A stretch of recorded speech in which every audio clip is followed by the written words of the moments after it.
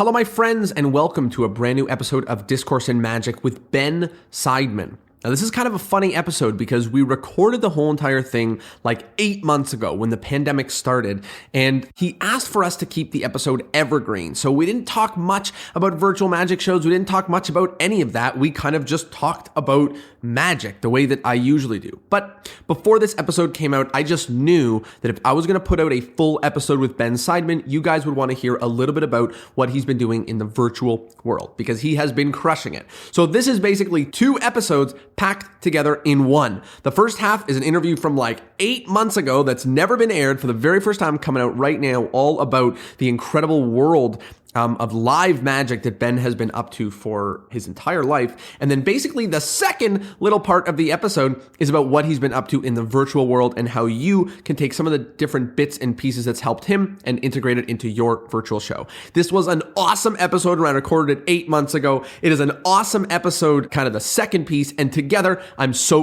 pumped to share this with all of you. Here it is, a wonderful episode with the one and only Ben Seidman.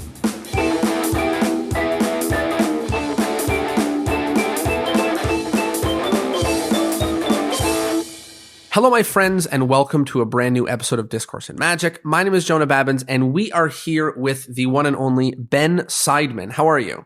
I'm wonderful. Thanks for appearing on my podcast. Oh, this is yours. I'm sorry. Good I don't have try. A podcast. I'm the only person left, Jonah, who doesn't have a podcast. Yeah. What do they say? It's a group of 3 white men is called a podcast. They renamed it. So I'm super excited to have you on. And you're kind of like one of the best kept secrets of magic because you create for magic shows, you perform all over, busy as hell. And there's an exciting product and project that's coming out soon, which we're going to talk about. So I'm excited to get in and talk about some of the ways that you do what you do, which is everything all at once. Oh, thanks, man. I love this part of the podcast so far. Keep saying nice things about me. This is great. Well, more for me to say, but why don't we talk about before you knew how to do things? Let's talk about when you got into magic. How did that get started for you? Yeah, it's not that interesting of a story. I feel like everyone has kind of a similar story. I saw a magic trick happen when I was very young. Parents got me a magic kit for my 6th birthday. I started doing magic. I was absolutely terrible. And then I got better. And that's the end. Was there a certain place or a certain thing that you did that like really gave you your chops or really made you realize that things were kind of possible? Yes, that's a very good question. So I was doing tricks when I was in, I think, around 6th grade. The David Blaine special, the first one came out, and I was already into it, but then that really reinvigorated my love.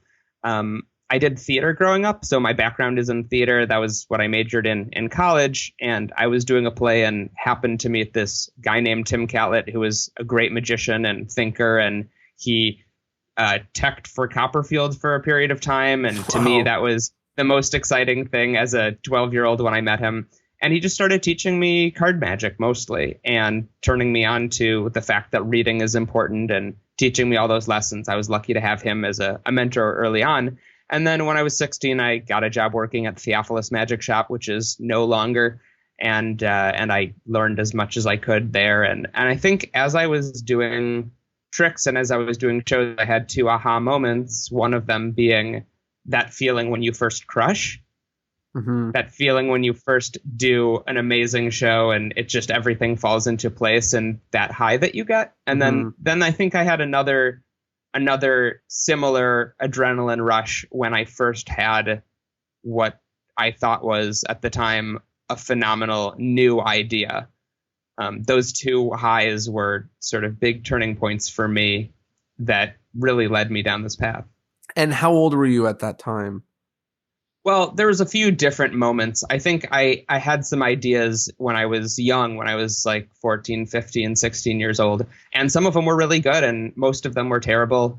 When I first developed a trick that I published called I Vanish that Bob Kohler marketed back in the day, it feels so long ago that happened. But when I first developed that, I think I was like maybe 14 or 15, and that was a really great piece. But then plenty of other terrible ideas along the way.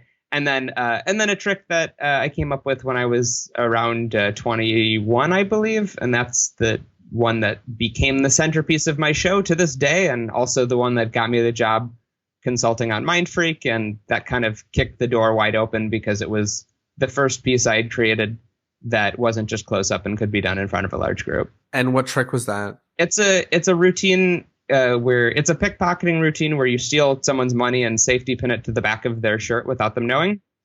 The idea, of course, the Peter Pitt, Percy Diaconus idea of having the safety pin on your own back with an item, or in T.A. Waters' case in Mind, Myth, and Magic, a prediction. Paul V. has some great work on that in one of his books, but I was the first person that I know of to put the item or the prediction or the object to impossible location on the spectator, and that's what made it super exciting for me.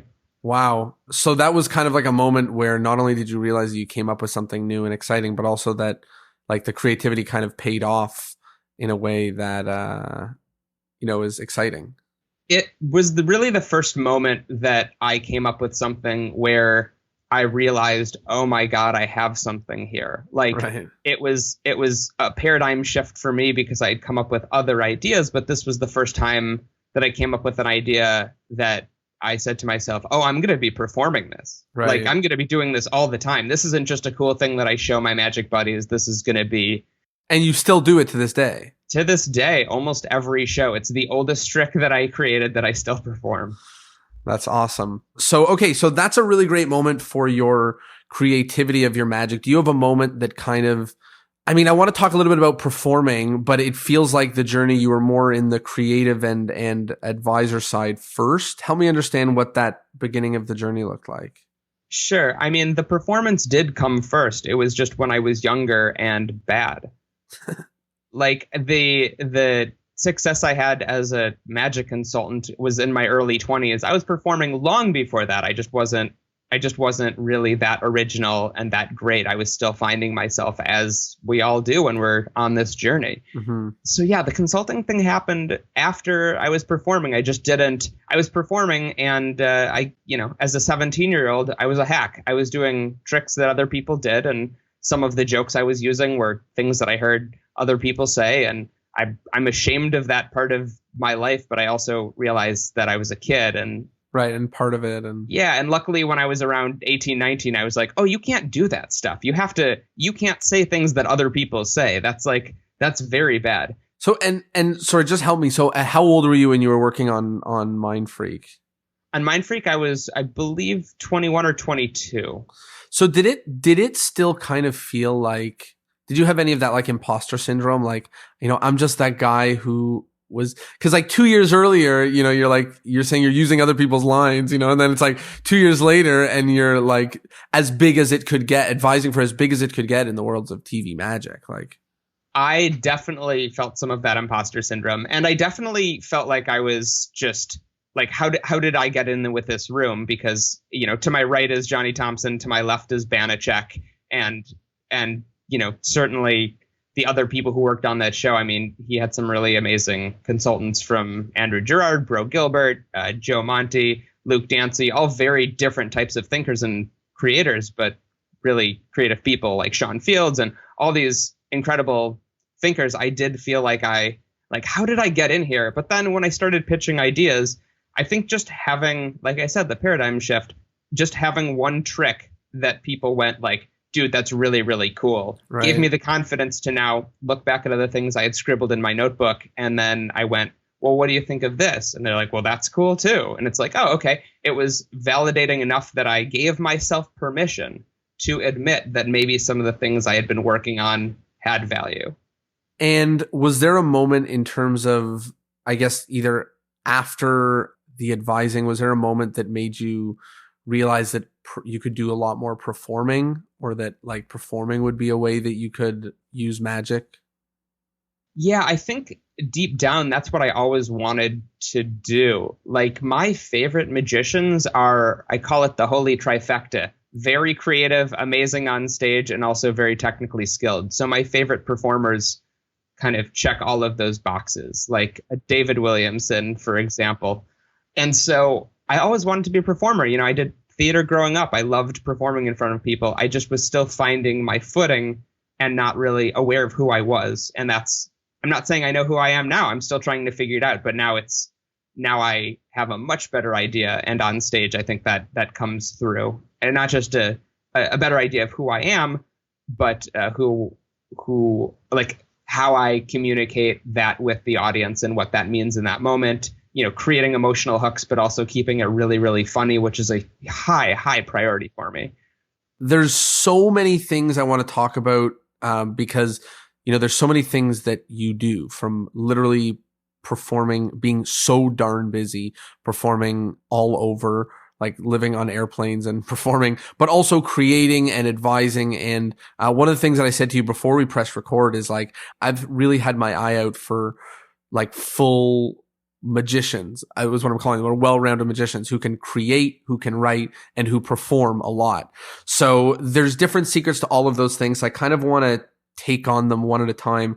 Let's start with creativity and creating. You mentioned that, you felt bad about, using other people's lines and other people's tricks, and that there was a moment where you said, oh yeah, I should be writing this stuff myself or doing this stuff myself.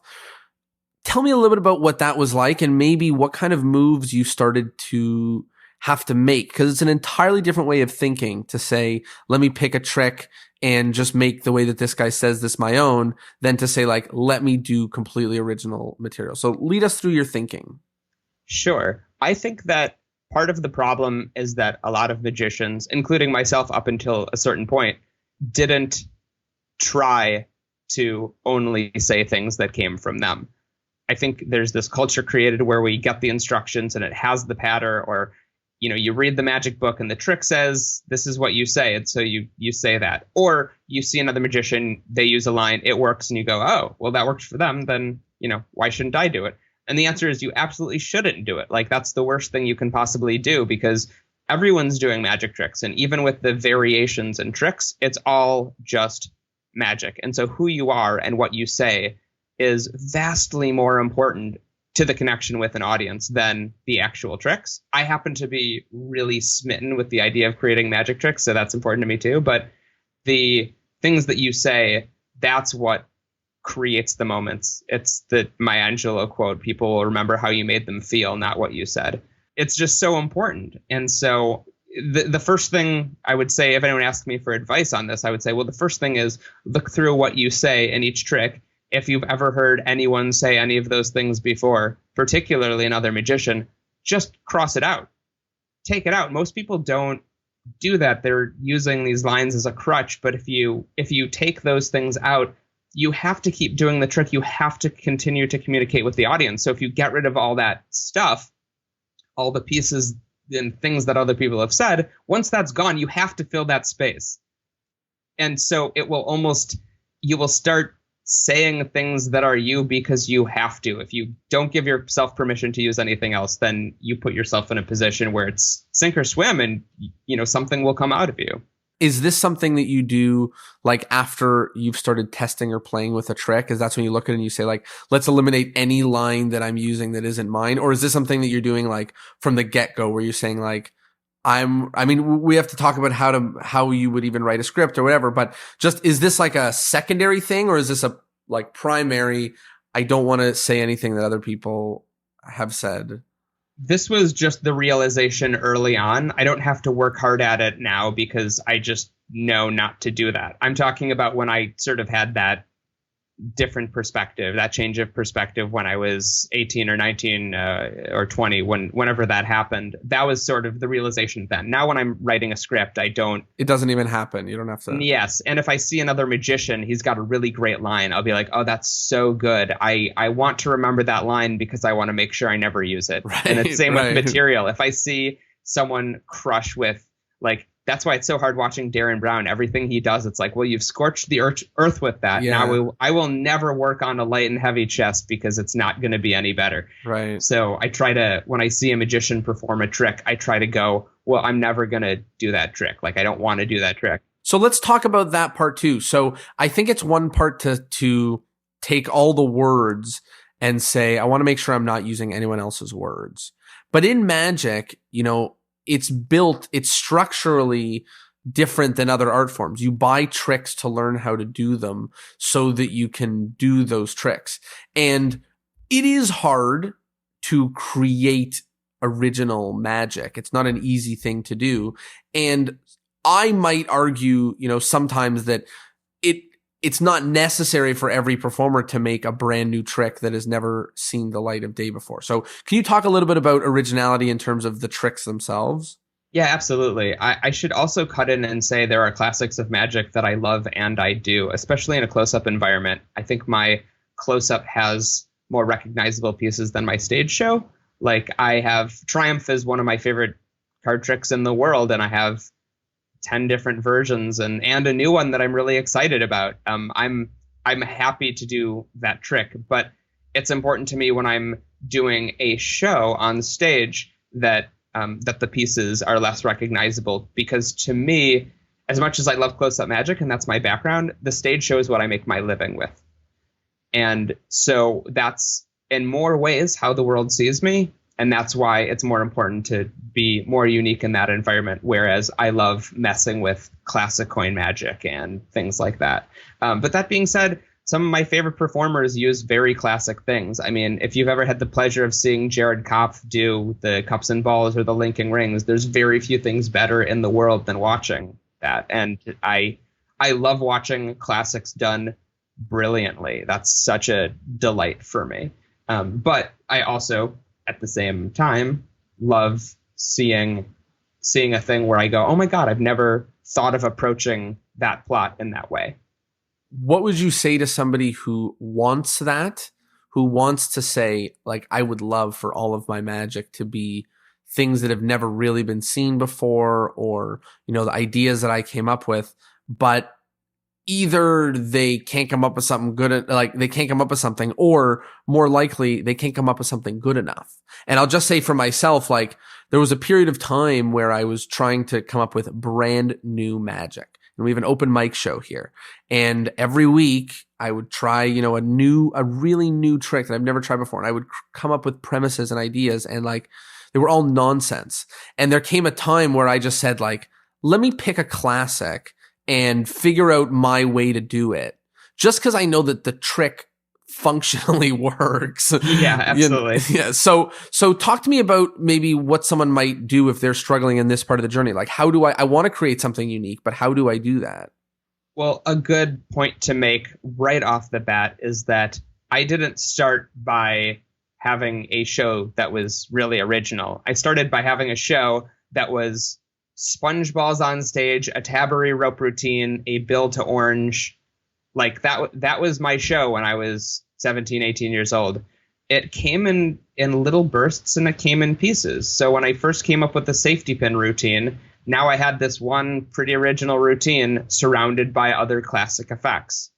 And then I started, I'd always loved the Books of Wonder. I really fell in love with Tommy Wonder's material, and I loved the Ring Watch wallet. We were communicating via email when I was in college before he passed away. I just, as a college student, didn't have the money to spend $3,000 on that holdout for his Ring Watch wallet routine, which was one of my favorite tricks. So I just started, I said, okay, I would love to do that trick. I love the premise. I love how magical it is.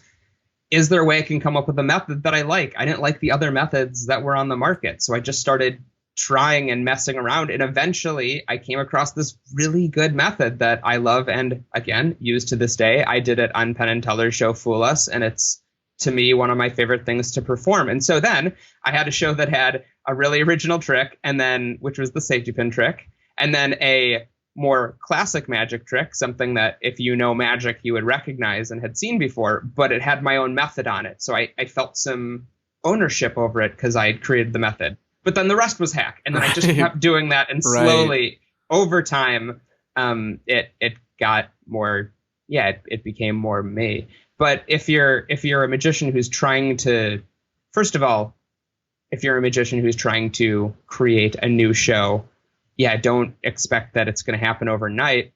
Just listen to your audience as you perform and try new things. And your audience will tell you what's good. Your audience will tell you what they like. And you will also, as a performer, feel what it feels like to do each piece. If doing a classic magic feels really good and you're your audiences really love that, then there's nothing wrong with being like, okay, I'm going to be the world's best chop cup guy and just working on that nonstop. That's super cool. If you have an idea on how to change it around and make it a little different, just try out these little twists. It really happens over time. Right. When the urge comes to try something different, like, do it. Yeah, absolutely. And give yourself permission. Don't think, oh, I'm a magician who doesn't invent stuff. I've never published. I'm not that. Don't think like that. Just think like, well, here's what I want to try. Keep a notebook, write down every idea you have in magic. And if you have an idea that's never been done before, and you ask around and make sure it is original and you have permission to try to do this thing because it's new, just try it. And don't be afraid to fail. Here's some of the best advice I've ever been given. Tim Gabrielson, who's a great stand-up comedy magician, told me, find a place to be bad. Mm-hmm. Find a place to perform and get in tons of reps where the stakes are low. Where the stakes are low, exactly. Yeah. And that was really, really great advice, because then you can just try new things and not worry. I mean, I think maybe this is a valuable nugget for people who want to perform more or move to full time. But there were these markets that I wanted to perform in. I wanted to perform at colleges. I wanted to perform on cruise ships for corporate events. Like, there were these markets I wanted to do. And I see a lot of people get into those markets before they should. And I think having the restraint to wait till you're ready is hugely important, because if you get into a market and you are fine, then you're only going to stay level or go down. Whereas if you wait until you're at a spot where your show is really good and original and marketable, then when you attack that market, then you suddenly surge upwards because the agents see your value. You know, there's a few things you said there that really stuck out to me. The first is how much of a process it is. And we forget that we all kind of go through this, you know, these different moments in our magic. And I guess not everyone, because that's the whole point of this, is to maybe pass on some different opinions. But I know myself, like, I did magic that was other people's and then lines that were other people's. And then I started developing stuff that was my own and it was bad. And the same thing, I slowly replaced things, and my show went from 15 minutes to 20 minutes of like stuff that I actually like. And, you know, and you keep doing that until eventually you have the things, that work. So that's the first thing that really stuck out. And the second thing is about, you know, working with different groups before you're ready, which is, I think, a piece of advice that has been voiced over and over and over again in these interviews, is people saying that, yes, every area of magic, every area you can go and you can perform in, but you should be ready. And some people get, like, there's industries that people get blacklisted. Like, you know, people get told, like, oh no, you don't want this person. Like, there's industries that the competition is so sharp that no one can say, like, hey, I'll try this out and be the next. Like, you have to really put in work to make sure that the structure exists to build, or the foundation exists to build a career out of. So, I love that. I love that advice. I'd love to hear about how you actually put together the words or the scripts that you're writing for your magic. I haven't seen you perform live, so I haven't seen so much of it. It does feel like it's all very much about what's going on. It's the clarity. Here's what's happening. It's not like highfalutin, you know, like about, you know, other things. So I'd love to hear about how that process is built for you, and if it's really natural, or if it's built naturally, or if it's built with a pen and a paper. Yeah, that's a great question. First, there was like a thing that I noticed about myself, or rather, actually, I think my friend Steven Nicholas pointed this out to me, which is that I like comedy magic is what I do on stage. Like, making people laugh is just as important as blowing their minds.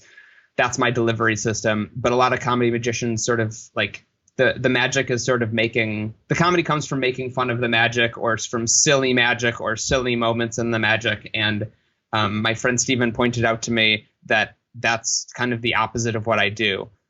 Like, for me, I want the magic to be as strong as possible, but I also want to be funny. And the only way to do that I see, and keeping the purity of the magic, is to not have the comedy be about the magic. So the comedy comes from a different place in most cases. And that's why, and one thing that's great about that is that if you're just trying to write comedy about magic, that's an area that's already been mined by every other comedy magician since the beginning of time. Whereas if your comedic perspective comes about something else, so for instance, in the Ring Watch Wall routine, that perspective came from my reaction to a guy who asked me for money. It's a completely different approach, and I think there's much more to get into. So when it comes to like scripting and creating the piece as a body, I think of, first of all, how I want, like, what the context is. So is this going to be a routine where I want to hook in their emotional brain and have them be really emotionally invested, or do I want to make them laugh really hard? And those are the two different perspectives I take. And for me, that's really worked wonders, is just addressing one of those two just desires. Because when I see a piece of performance art or a performance of some kind, I know personally I want to be laughing really hard, or I want to just be so engaged and emotionally invested that that's all I can think about. So first, I decide which direction I go there.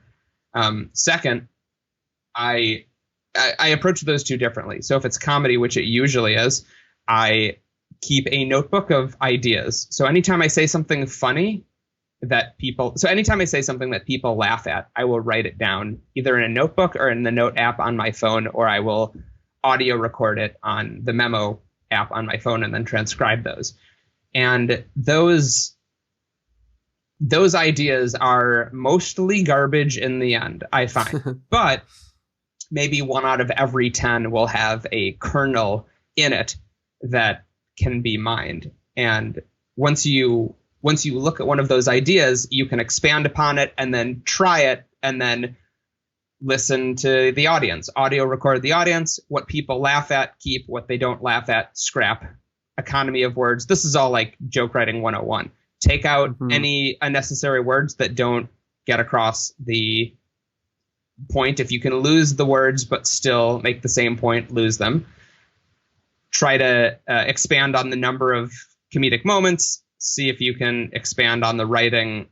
Like if it's a one moment that's funny, what is the story? How can you make that bigger and broader? And just listening is so important. Like the best actors are all people who are really good at listening. And I think that can be the case with joke writing, because you will hear when people laugh. And if you notice it and remember it, then you have a new joke. Like I remember I was out.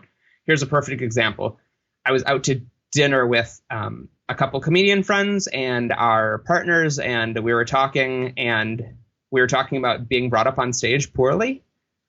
And I said, yeah, I once was introduced, because one of my credits, I used to perform, I was the resident magician at Mandalay Bay Hotel in Las Vegas. That was my job title there, the resident magician at the hotel. And once someone introduced me and said, ladies and gentlemen, coming to the stage, he's a resident at Mandalay Bay Hotel in Las Vegas. So they just thought that I was a guy who lived in a hotel. They didn't even know I did magic tricks. And everyone laughed at the table. And I was like, oh my God, this happened to me. And I've had this thought in my brain. I never realized I could tell that on stage. And now that's that's one of the things I open with often. Right. Okay, so there's a lot of fun things there. I love it. First thing, you said joke writing 101. Are there books or resources that really helped you when you got into this to understand to do some of those things? There weren't really. I mean, there's a book called The Comedy Bible by Judy Carter that I bought and promptly never opened. So that's on my shelf somewhere. Everyone started writing it down and then didn't finish, didn't get to the end of the word. I have heard a couple comedians mention it. No one talks about it being like a really big source of information. Although if you're starting out and you have like no comedy chops and want to learn some, it could only help reading it.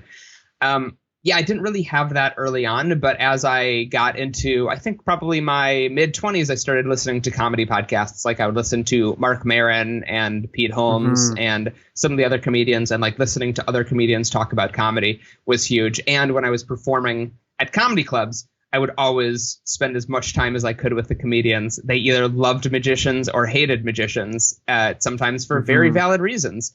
And and I would like listen to them and pick their ears about joke writing.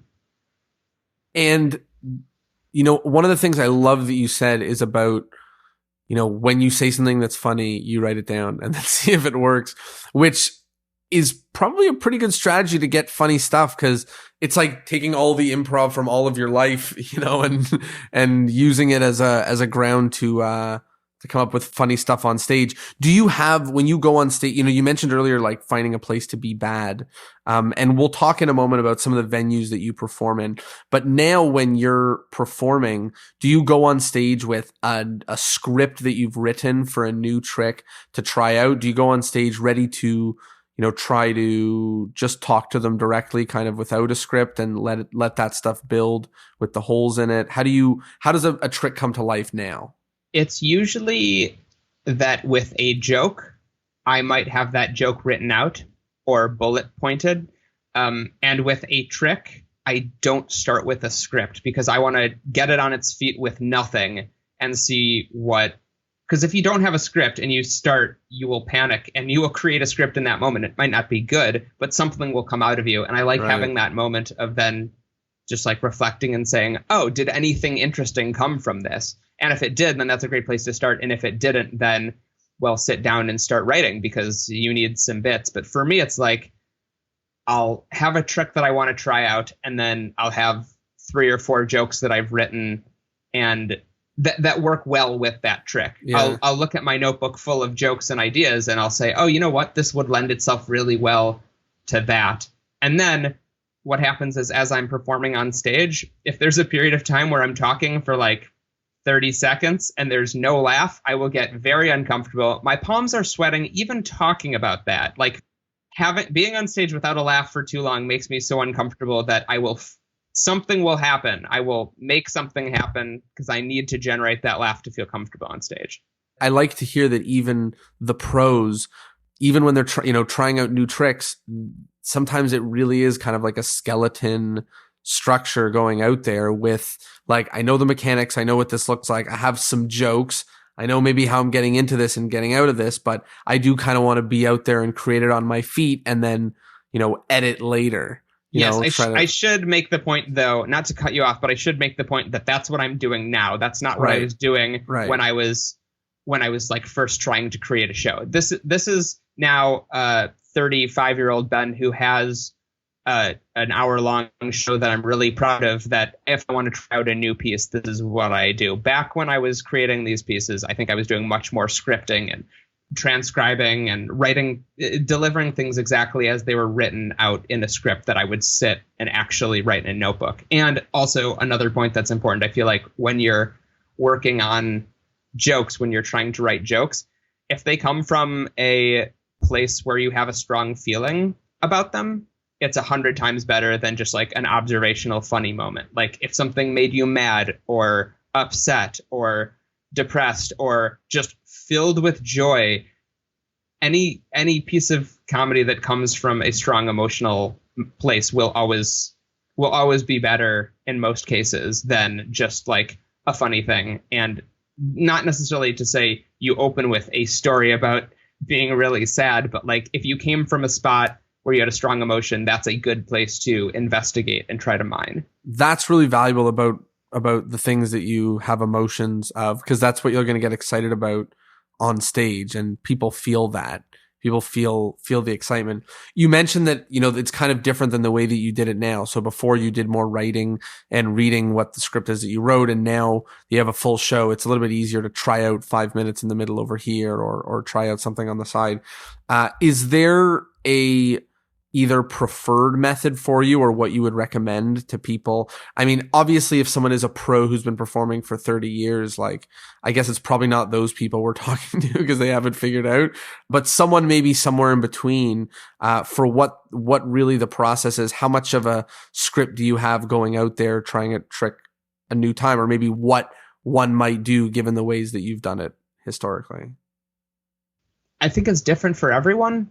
And everyone has to find their own way. For me, it was actually writing out a script, memorizing it, and delivering it as it was written. And then videotaping it, watching, or audio recording, which is, I think, in some cases more important. Because as a magician, your base level job is to fool the audience. If you're flashing or doing something that raises people's radars and makes them think, oh, you did something, like then you've just failed at the base level. So you have to be really good at that stuff before you even jump to the level of like, how can I try to create something that someone would say is a piece of art.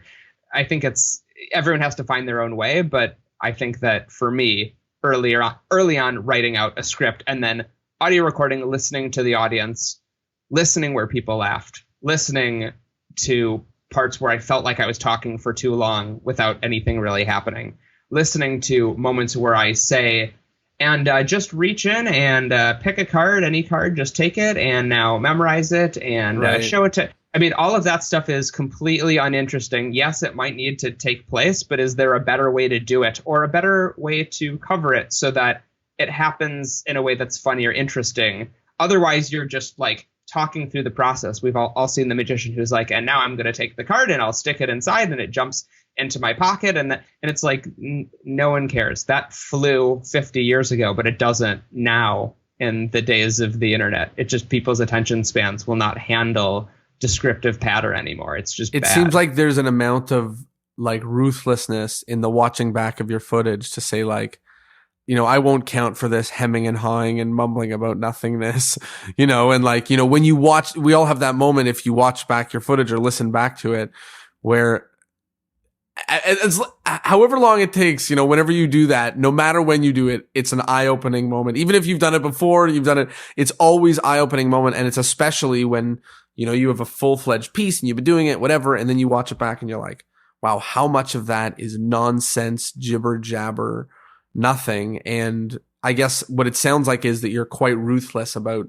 removing that and filling it with other things. Yeah, I mean, I should also add to what you said. You're totally right. But also, it's always awful. I never like doing this. I never like listening to sets. I never like watching them. I find it unbearable. But that's just the work you do if you want to get really good. I just firmly believe that that's part of the job. And if you want to get good at your job, then you have to work. And to me, that's a big part of the hard work. That's the stuff that's not as interesting to me, is like rewatching and being like, well, Ben, you suck here, you suck here, you suck here. But if you don't do that, then you're just going to keep sucking. And instead of you telling yourself you suck and making yourself better, then the agent who might have booked you for something sees it and goes, well, I'll just go with someone else then.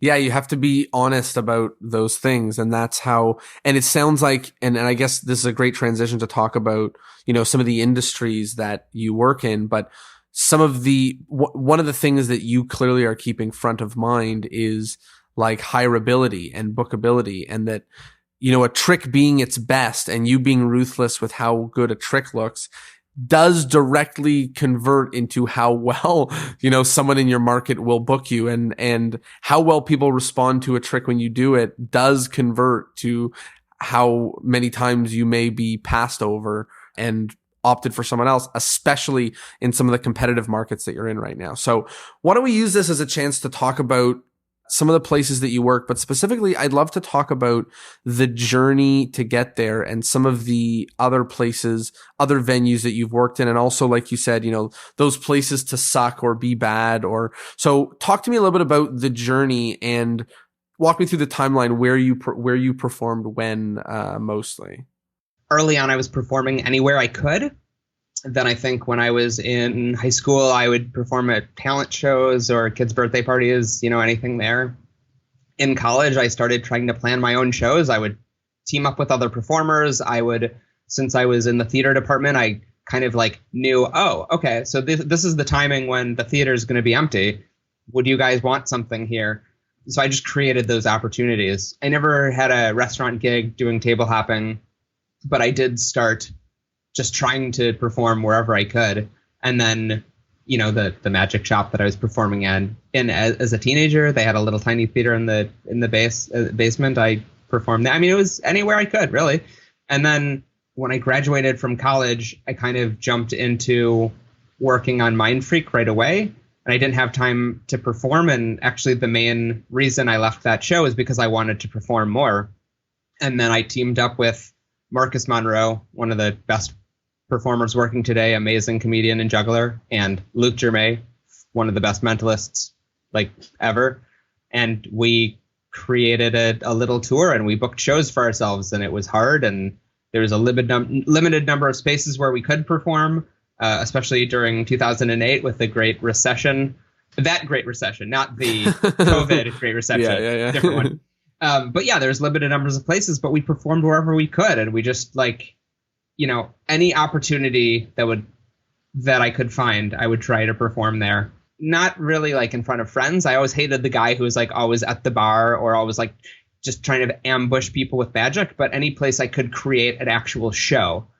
Because to me, I wanted to be a person doing a show, not just doing tricks. And I wanted to get better at actually having and I hate to say it, but having a product. A show is a product, a thing that can be sold and consumed. But I wanted it to be that, not just, oh, this guy's good at magic tricks. This is a show with a start, a beginning, middle, and end that has a story arc to it, that has bits in it that we will remember and talk about that have nothing to do with magic. And so that's why I wanted to do the show as much as possible. So if you want to get better, try to get those reps in and figure out where you can find places to perform, generate those opportunities. And it's really, really hard. I have a friend who is trying to do this, and he's really good and knows a lot about magic, but he hasn't performed much, and he is currently just cold calling places, trying to book shows. It's really hard, but it's slow. And if you are good and have potential and you do a show somewhere, hopefully it will lead to another show somewhere else, and then the snowball just starts rolling. You mentioned earlier about making sure that you're ready before you take on some of the bigger or more competitive markets. Was there a moment that you realized that your show was there and that you could start reaching out to markets that maybe scared you in the past or that seemed, more advanced? I was so scared to perform in some of these markets that I just didn't want to approach them. And then by the time the opportunity knocked on my door, I just could tell that I was ready. But I should mention that I also had opportunities before that to get into those markets, and I just waited. I knew it wasn't the time yet.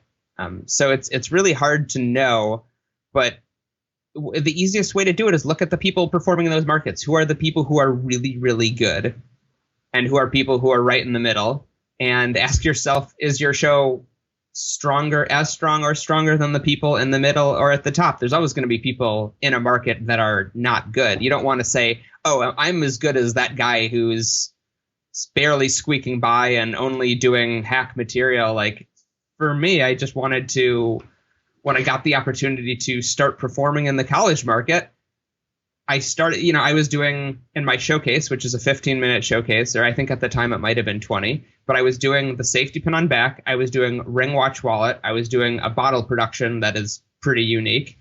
And I was doing a handling of paper balls overhead that had touches and bits that had never been seen before. So when I showcased for the first time, I kind of stormed the market because they were used to people going in and doing banana bandana and smash and stab and just tricks that people had seen before. So suddenly I'm performing. All of these agents and bookers have seen so much magic before, and they see something that's different that also is making them laugh. Well, then there you go.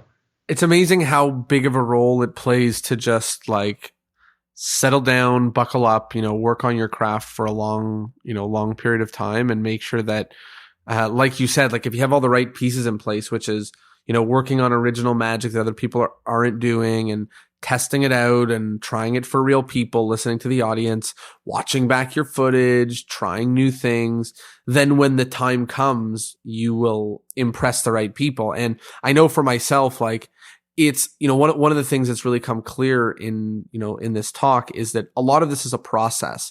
And from one end, it's hard to ask and be how do you make a trick that's creative and unique when, you're making ones that aren't? And the answer is, well, over a long period of time, I start doing that. And it's the same thing. It's really hard to see the truth while you're doing it. I remember there's a trick that I do that was bad and bad and bad and bad. And then all of a sudden people started telling me that they liked it. And I thought that they were lying because I was just so used to it being so bad that when they started liking it, I was like, oh, maybe it is. And now I'm like, oh, right. Okay. Now it is good, because it's kind of gone through the ringer. So I think part of it is that it really is a process. And I go back and forth about thinking about when magicians say, like, it took me 10 years to develop this trick, where it's like, did it really? And in some sense, like, okay, it took like a year when I came up with the idea, but then it took another 9 to like do it in real life and smooth out all of the beats and all of the moments and make it something that when a booker sees or when someone important sees, they're like, well, that I've never seen before. It was 9 years of it not looking, like that.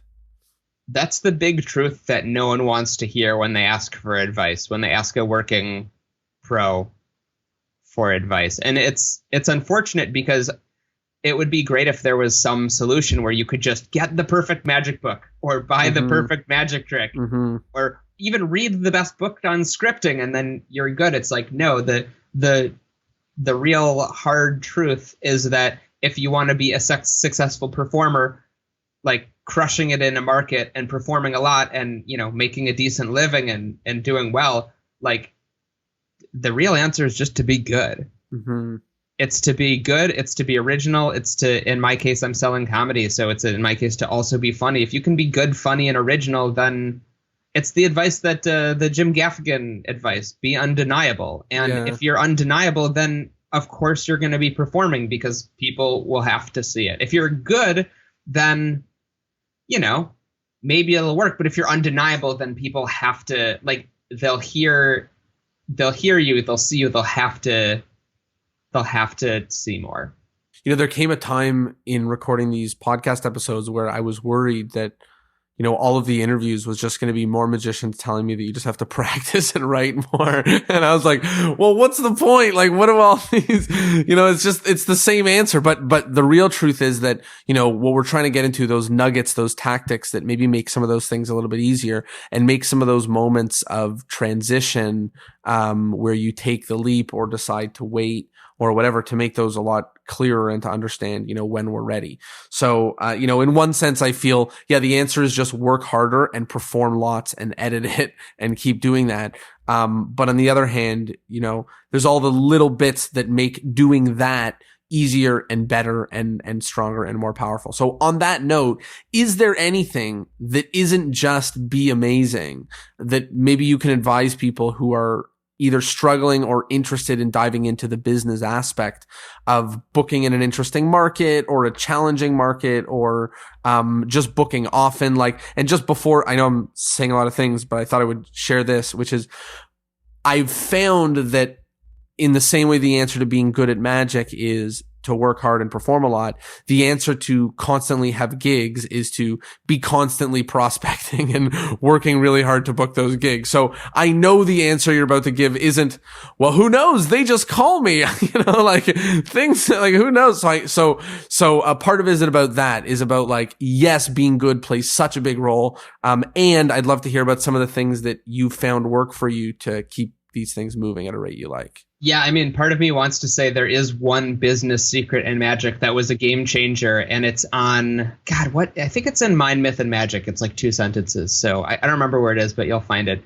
I really want to do that and then just send everyone on a wild goose chase. But it's in Erdnase. Just say it's right, in Erdnase. Yeah, of course. But if you hold up the two, if you take an original copy, it has to be an original copy of Erdnase. If you rip out all of the pages and then you hold them up to the light, sort of stepped next to each other, there's a hidden message that comes out, and it gives you the name of the guy who owns Hollywood, and that's how you become successful in magic. Right. I think that I've taken a lot of ideas and advice from a lot of different places and a lot of different people. I think that by you listening to this podcast while you are on the elliptical or walking your dog or whatever you're doing, just the mere fact that you're tuning in is a great sign, because it means that you're trying to soak up all of the ideas. And I know what I did. I listened to every podcast. I read every book I possibly could. I never really got much into the marketing aspects, and I probably would be better. I would probably be more successful if I had, but I read as much as I could about magic and performance, and that helped me get better, and that helped me be successful. But I also tried to surround myself with people who are better than me. I mean, that's a huge piece of advice that, you know, if all of your friends in magic, if you feel like you're on the same level or that you're better than them, I mean, they're great friends, keep them around, but make friends who are better than you. Like, hang out with people who are more amazing, who are funnier, who are more technically skilled. Like, that's one of the many reasons why I love some of the friends that I have, that I watch them and I go, oh my God, I will never be as good a joke writer as Mike Kaplan. Holy crap. This is what, your 6th album that you're coming out with in the last 7 years, and they're all hilarious and incredible. Like, being around him makes me want to be a better joke writer. Just like when I hang out with Jared, it makes me want to be a better sleight of hand artist. So if you surround yourself with people who are better, your belly will fill with fire and it'll force you to be better. It's so true, that idea of, you know, you are the average of the 5 people you spend time with. And it's true for magic. It's true for everything. It's true for like just everything, all aspects. They say that you could probably estimate weight pretty well by just the 5 people you're closest to, and you know, how much they weigh. And so there's a lot of, you know, interesting studies related to that. Yeah, you can get a pretty good idea of someone's weight if you measure the 5 heaviest people that they've eaten recently. Calculate that pretty easily. That's right. Yeah. I wish I had a better answer. I know it's really challenging, and I also would love to help the listeners of your podcast be better and be more successful. I think for me, just trying to create a unique show and trying to be funnier has really led me to where I am. But there's 2 other pieces of advice I'll give that I think are crucial and important and were really helpful for me. One of them is, if you build it, they will come. That line from Field of Dreams, which is, if you don't have the thing, if you build it, if you create it, the opportunity will unfold for you. So for example, I had the opportunity to sort of audition for a special on Travel Channel doing magic tricks. They had 2 other magicians, Chris Korn and David Minkin, they'd already picked. They wanted to cast the 3rd person. They were looking at me and several other really good magicians. And I sent them in my reel, and they looked at it and they were like, oh, this guy's like a stage magician. It was all footage of me performing in this burlesque show that I'd been doing in Reno in my early 20s. And it was like my best stuff. And they're like, yeah, but this guy's like, he's a stage performer. We want like a street magician. And the producers were like, no, he wrote for Chris Angel. Like, he invented tricks for Chris Angel. He can do street magic. And they're like, yeah, we just don't see it. This guy's a stage guy. And so I asked the production company, how much time do I have? They said 3 days. So in the first day, I figured out what I was doing and practiced all the close-up magic. On the second day, I went out and filmed it, calling in a favor from a couple of friends on the street, which is a thing I had no desire to do, but that's the footage they needed. On the third day, I edited it. I turned it in, and the channel looked at it. They didn't even realize that I was the same guy whose video they had passed on. They thought I was someone different, and they said, yes, he's our guy. So that's if you build it, like, they will come, because I didn't have the thing that I needed to get that job, but I had 3 days and I created that thing, and then they casted me, and it was my first TV exposure in front of the camera. I did 2 of these specials, and then that footage is what the college agent Summit Comedy, which is Chuck Johnson and at that time still Melissa Beer, they saw that footage and like, well, this guy's good. Had I not had that footage from Travel Channel, I would have not gotten the college agent. Had I not gotten the college agent, I wouldn't have gotten the reps to just be as strong as I am on stage. That led me to then performing at and this perfectly leads me into my second important point, which is that I'd kind of stepped away from the magic community. I wasn't published. I had published a couple things, but then I stopped doing it just because I wanted to focus on performing. And then I had the opportunity to perform at a couple of conventions, and I figured, I've been away from kind of performing in the magic world for like 7, 8, 9, 10 years, something like that. Maybe it's time. I have a show that I'm now really proud of. It now has all of these original moments, and it's all connected. All the tricks kind of connect together. It's really one solid piece. Now I'm proud enough to do it in front of an environment with other magicians. So I did it. Matt King saw that show. I did really well. I got 2 standing ovations. I crushed really hard. Matt King saw me at that time when I was already bulletproof, recommended me to his agent, who's Bill Hers, who's a phenomenal business guy, booker, magician himself, and a wonderful human being. And now Bill represents me for corporates. If I had performed at that convention 7 years or 5 years before I wouldn't have been bulletproof. I would have been good. And then Mac would have never said anything to Bill. So yes, showing restraint before you do the things so that when you're exposed to those people who could change your career and change your life, you're ready. But also don't discount a potential opportunity. I had been discounting the magic world because I was like, yeah, performing for magicians only leads to lectures and releasing tricks. Why would I need to do a convention? I finally did a convention, and, now my corporate rate is doubled or tripled. So it's, don't discount an opportunity. Wow. It's amazing how crazy these stories are, different moments that all led together from different, if this happened, then this happened, then this happened, like things that hinged on other crazy moments. So it's incredible. And it seems like a lot of it is putting yourself out there and just trying and doing as much as you can, like taking interesting opportunities and trying and like, auditioning for shows, anything, like whatever it is to get out there and get those reps in, so that when the moment comes, when the 15 minutes of fame or when the spotlight comes or whatever it is, that moment sticks. Yeah, absolutely. I didn't want the 15 minutes of fame. I wanted the sustainable career. I didn't want to spike early because I had heat on me and then not be able to deliver and go back down. There are people who, that's what I see a lot with all of these people who are getting Instagram famous, where they get so many likes and so many viewers and so much power on social media before they actually can do a show. And then when they do a show, the audience realizes that they're not all that good. And it's because they got the fame too early, because they were trying to get the fame. It's because fame was the goal, not the magic being good was the goal. I have no interest in doing a bunch of tricks and on social media that are all just tricks that other people invented for people and trying to get crazy reactions, whether they're real or faked. That just doesn't interest me at all. Creating good magic interests me. And so I think the people who just try to get famous, they get that flash in the pan, or maybe they get those views, but then they can't cut it as real performers because it's all built in sand. And for me, I want this long, sustainable career where I can look back and say I was getting better every year and doing more shows, and also successful too. I want to look back and say, yeah, I made good money and I made a comfortable living for myself because I cared about good magic, not because I was trying to become famous.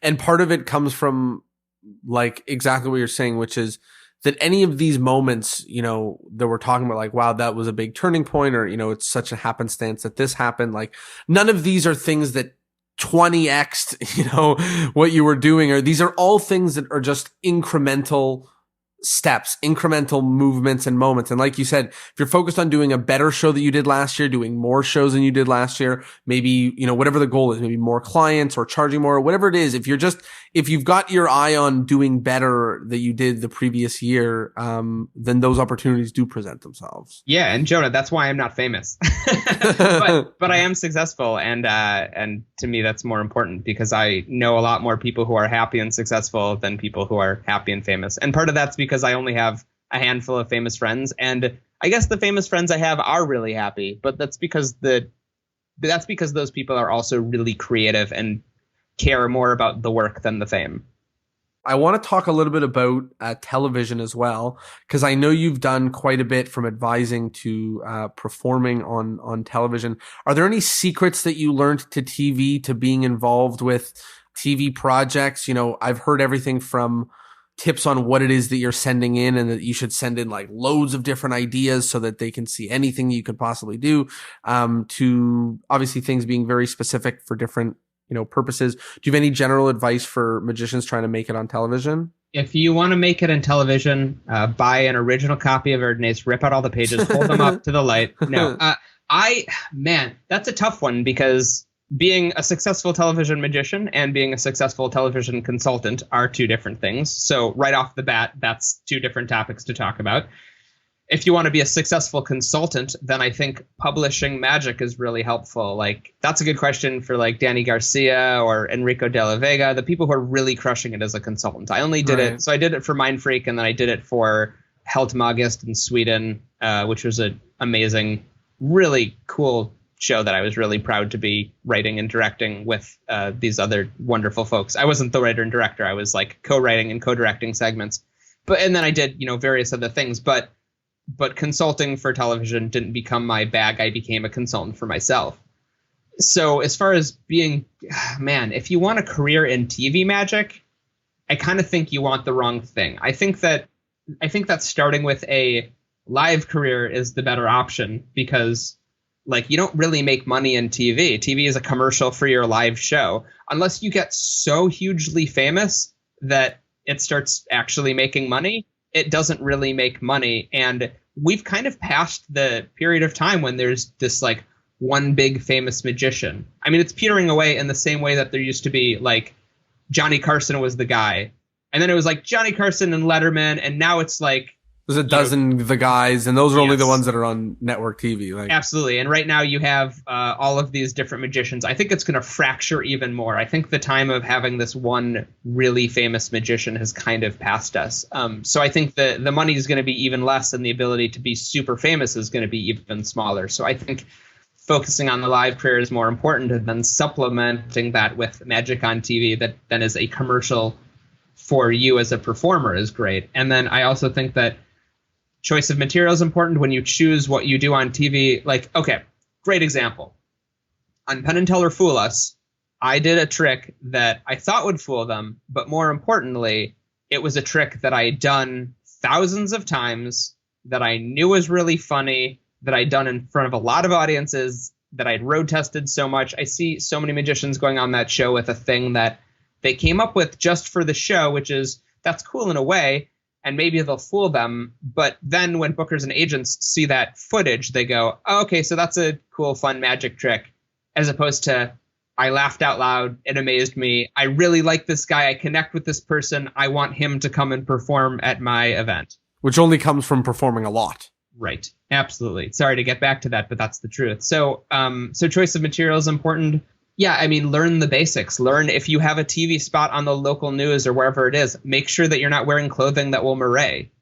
If you're wearing clothing that, like, it's called moiré, it's when it buzzes on camera. It's like stripes that are too close together or patterns that are too close together. Don't wear that stuff. If you're going to appear on TV, have someone do your makeup who knows how to do makeup for TV so you don't look washed out. If you're going to do TV, make sure it's a routine you've done a million times. Know where the cameras are. And if it's a live thing, don't trust them to cut to the camera that they said they were going to. Know that they could cut to any of those cameras, either to try to screw you up or more likely because they just don't know and care, and all they care about is, yes, we're putting this thing out and we're going to lunch and then we're filming another person doing a different thing and then there's the cooking show, and they just don't care. So figure out what your environment is and know how much control you have over it, and choose material that will fit that. If you are going to be allowed to be involved in the edit and can tell which camera, can be involved in deciding which camera they're going to cut to, you're in a very different place than if you're appearing on someone else's show. And, the more little TV bits you do, the better. But I truly believe that if you don't do any television and you want to, the key to getting work on television is to just do the live shows and be a better live performer, and then that stuff sort of comes. I don't think there are some people who've gotten successful by getting a lot of views on Instagram and then becoming a commodity and being able to sell themselves to a production company because they are a commodity. That does happen. But again, for me, my method was be good first. If you're good, then the TV and the money will come. Everyone will find you. Yeah, everyone will find you. But also there's plenty of people who haven't found me. I mean, there's a lot of magicians who are much more successful and famous than I am, who took different approaches. Some of them very original, some of them not. And, everyone has to sort of forge their own path. Now let's talk a little bit about advising on TV shows with magic and how to do that. I know many magicians are trying to get into that or trying to do more of that. And it is from everyone I've spoken to who's done it, that the real people that have really done it say that it's really hard and that it's not easy. So can you tell us a little bit about what that's like and how someone who wants to do that kind of advising might do that? Yeah, it's really hard and it's not easy. Let's see here. It's a very difficult thing for me to advise on, because getting into that, if you want to get into it, I do think truly that publishing effects and getting known by other magicians is the way to do it. Because you want to be on the radar of the people who are looking for consultants. Like, that's where they look. Yeah, exactly. Like when Michael Carbonaro was doing the Carbonaro effect, he didn't just put out a Kijiji ad or something. Yeah, he didn't exactly. Facebook Marketplace, like, right. No, he went to his friends, he went to his community, he went to the people who he knew were good and creative. Like, that's why he went to David Regal and Derek Hughes, and like when he needed a trusting person, he went to Matt Schick. Like, he went to these people who he knew and trusted. And so if you want to be consulting for people, the best thing you can do is just, one, have really good original magic. 2, show it to other magicians, which is also a risk because things could be stolen. You have to weigh the pros and the cons. You have to create your community, find the people you trust, maybe publish something if it is original, and try to get yourself in front of the people who will be the decision makers. Oftentimes, the people who will have magic TV shows and will be looking for consultants aren't the people who are famous right now. Maybe you know a guy who you think is an incredible magician, and you're just like, that guy's going to be big someday. Well, be friends with him. He's really good, or she's really good. Be around that magician. Try to be in that person's circle and try to jam with them, because A, if you think they're great, they'll make you better being around them. But B, then if they trust you and like your ideas, then when they have their opportunity, they'll turn to you and ask you questions. And so much of it comes down to like having awesome relationships with awesome people, so that maybe they do trust to reach out to you because they're like, I know him, he's amazing, or I know him, he's great, or whatever it is. Like, building those relationships, like you said, not just being friends with someone because they're important, yeah. but being friends with someone because you like their ideas and they like your ideas, and you share well together. In the end, being inspired by magic is going to win over all of these other things, as much as like being successful or making a living with magic or making money. Like, all of that stuff, everyone who's successful gets the things they were looking for, and they go, is that it? Yeah, What's next? I want more. That's just the reality. So it's like, if you're not enjoying the ride, if you're not enjoying life, if you're not feeling inspired and doing things that enrich you as a person, then there's no point to any of it, and you're just going to end up successful and sad like me. Just kidding. I'm pretty happy. It's amazing because it's funny because in both sides, there's the side of like, there's parts of magic that are no fun, like watching back your footage, and making, and all these parts that hurt to watch, and that, it sucks and all this different stuff. And then part of it is that like, even the not fun parts still kind of fun because your career is magic, and like, it is just about enjoying this and having fun for the ride, and even enjoying the fact that you have to hate watching yourself, as crazy as that sounds, like you said, it is all part of the ride. So it's not all about, this isn't like, what buttons do I push to become famous? Because go do something that isn't magic, Yeah, if absolutely. That's come up with an app or something. Yeah. Magic is not, I mean, yeah, if you want magic to make you famous, you're looking for the wrong things, and look inward, because it's just, that's not going to make you happy, because whatever stage you get to, you're going to want more. Like, the excitement will die down. Like, oh my God, I got to 5,000 Instagram followers. That's so exciting. The next day you're like, oh, well, I don't have 10. And it just goes on forever. So yeah, you got to find your happiness from things that are not necessarily success. But another piece of advice that I give people that I think is maybe one of the best pieces of advice for people who want to be professional magicians and are not, but they want to, I say, don't do it. I say you should quit. And the reason I say that is because Bob Kohler gave me that same advice in Las Vegas when I moved out to Vegas, and I was like 20 years old, and I went to Boomers, and oh my God, Bob Kohler and Paul Harris and Michael Close and Alan Ackerman were sitting at a table together. Holy shit, I can't oh my God, okay, I'm going to go and talk to them and ask them for advice. Guys, more than hi, I'm Ben, I'm Ben, I'm a magician. More than anything, I want to do this professionally. What advice do you have for me? And Bob said, don't do it. It's no one who tries is successful. Very few people. You shouldn't do it. And it was earnest. It was sarcastic in the Bob Kohler way, but it was also earnest advice. He said, don't do it. It's a really hard thing to do, and most people who try will fail. But I heard that advice, and I said, you know what? Thank you, but no thank you. I'm going to try to do it. And I always tell people not to, because they shouldn't. Just like what Bob said, you shouldn't try to do it for a living. It's a really hard way to make a living. But if I say you shouldn't do it and someone goes, fuck you, man, I'm going to do it, then that's your path, and then do it. But if you can imagine yourself doing anything else full time besides doing magic, you should be doing magic. Yeah. Just keep it as a thing you love. Don't let it get tainted by the fact that you're going to have to book shows and maybe do material you don't want to do, or maybe do kids shows if you don't want to do them. It's all going to be tainted to some way, and you have to struggle and kick and fight to maintain your sense of what you want it to be if you're going to try to only make a living doing magic, because there are compromises that can be made. But I guess I'm living proof that you can do material that you feel passionate about and be successful and be happy. In magic, it's just really hard. It's really hard. If it was really, really easy, everybody would do it. And this podcast wouldn't be interesting, because we would all. I hope this is good, Jonah. This is not, I would never I'm only, if there's people who are looking for advice and looking for, want to know what my approach was, this is very helpful. If people are like, oh, I saw Ben's show, he was really funny. Let's hear him be funny on this podcast. Man, they're going to be disappointed.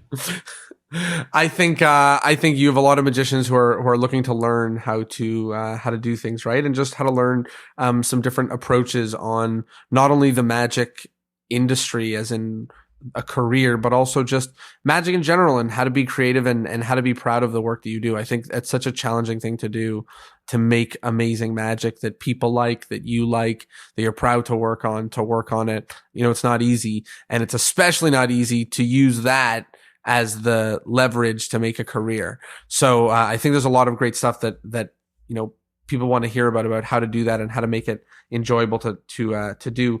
You mentioned before we started recording, you mentioned something about a formula for creation, something that you do for yourself to be creative or to put ideas together. Do you want to let me in on what your little secret? Yeah. If you rip out the pages of stop doing that joke, Ben. Sorry.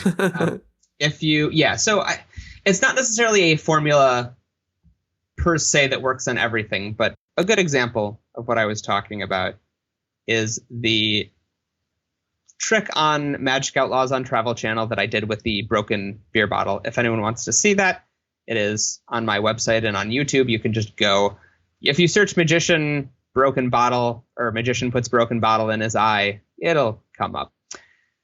But here's a perfect example of this sort of formula. And I guess by formula, I mean, it's just, you have to just kind of bob and weave with what you're doing. You have to go in the direction that you're being pulled. So I had this trick I vanished that I published years ago, where I vanish a coin into my eye. And as a joke, Bob Kohler and I wrote on the DVD, don't be stupid. Don't try this. You're putting something in your eye. Don't do this with a piece of broken glass. And I always thought, it'd be so funny if I did it with a piece of broken glass. What a terrible idea. And then when I had this opportunity to do Magic Outlaws on Travel Channel, it was my first time in front of the camera. I wanted to do something really that, looked different and impacted people. And I thought, well, could I do that? Can I do that and make it safe? And it turns out there's a way to do it. Please don't do it. If you're listening to this and want to do it, don't do it. You'll cut your eye out. So here's the creative formula. I started with, I'm going to put broken glass in my eye. That's one moment. That's one magic trick. It's a thing that I published. It's a thing I came up with, so I felt proud of it. I'll do that. But that's all it was. Just that one thing. So I thought to myself, okay, if I'm doing this on TV, I'm not just going to have broken glass. That's weird. What weirdo carries around broken glass? Insert I guess Todd Robbins, but that's a different story. He's he's walking on it. And eating it. It's a totally different story. What crazy person carries around broken glass? No one. So I have to break glass. Okay, so what do? I'll break. I could go to a Jewish wedding and have someone step on the glass, and okay, that's terrible. Scratch that off. I could rob a store. I could throw a brick through a window, and why would I do that? That doesn't sound like something I would do. I could break a beer bottle. That's a little bit more like something I would do. I wouldn't break it to fight someone, but maybe if I broke it with a hammer, yeah, like it was intentional. Okay, that's something. So now I'm breaking a beer bottle and vanishing a piece of glass to my eye. But also that's weird. Why would you do that? So what would you do? Now you have a broken beer bottle. You needed the broken glass to put in your eye, but now there's broken glass everywhere. It would be better if you put that bottle back together. So maybe I can restore okay, there we go. It's torn and restored newspaper, but with broken glass. That's great. So I'll put the bottle back together. Awesome. Okay, great. But wait a second. If I put the bottle back together, there's going to be a hole in it. There's going to be a piece of glass missing because it's in my face. So I'd have to take it out of my eye. Okay, now this is really interesting because now I produce it from my eye, and now I could hold it up like a torn corner in a card to show that it matches. Okay, now we're getting somewhere. But wait a second. If I hold it up and show that it matches, why wouldn't I restore that little piece? So if I restore that little piece, then the beer bottle's whole, and we're back to being where we started. Well, no, wait, we're not back to being where we started. The beer bottle's empty. So if I fill up the bottle of beer, now it's come full circle. So that's what I mean by a formula. I start with this one weird thing, and I think, logically speaking, what goes before it, what goes after it, where does this idea fit within the confines of the reality that I'm in, right? Right. So that's what I meant by a formula, is like what logically comes next after a thing you're going to do. So let's say you take a piece of magic. Let's say you're going to do chop cup and you make a lemon appear. Okay, now you have a lemon. Are you going to make lemonade? Are you going to squish it in your enemy's eyes?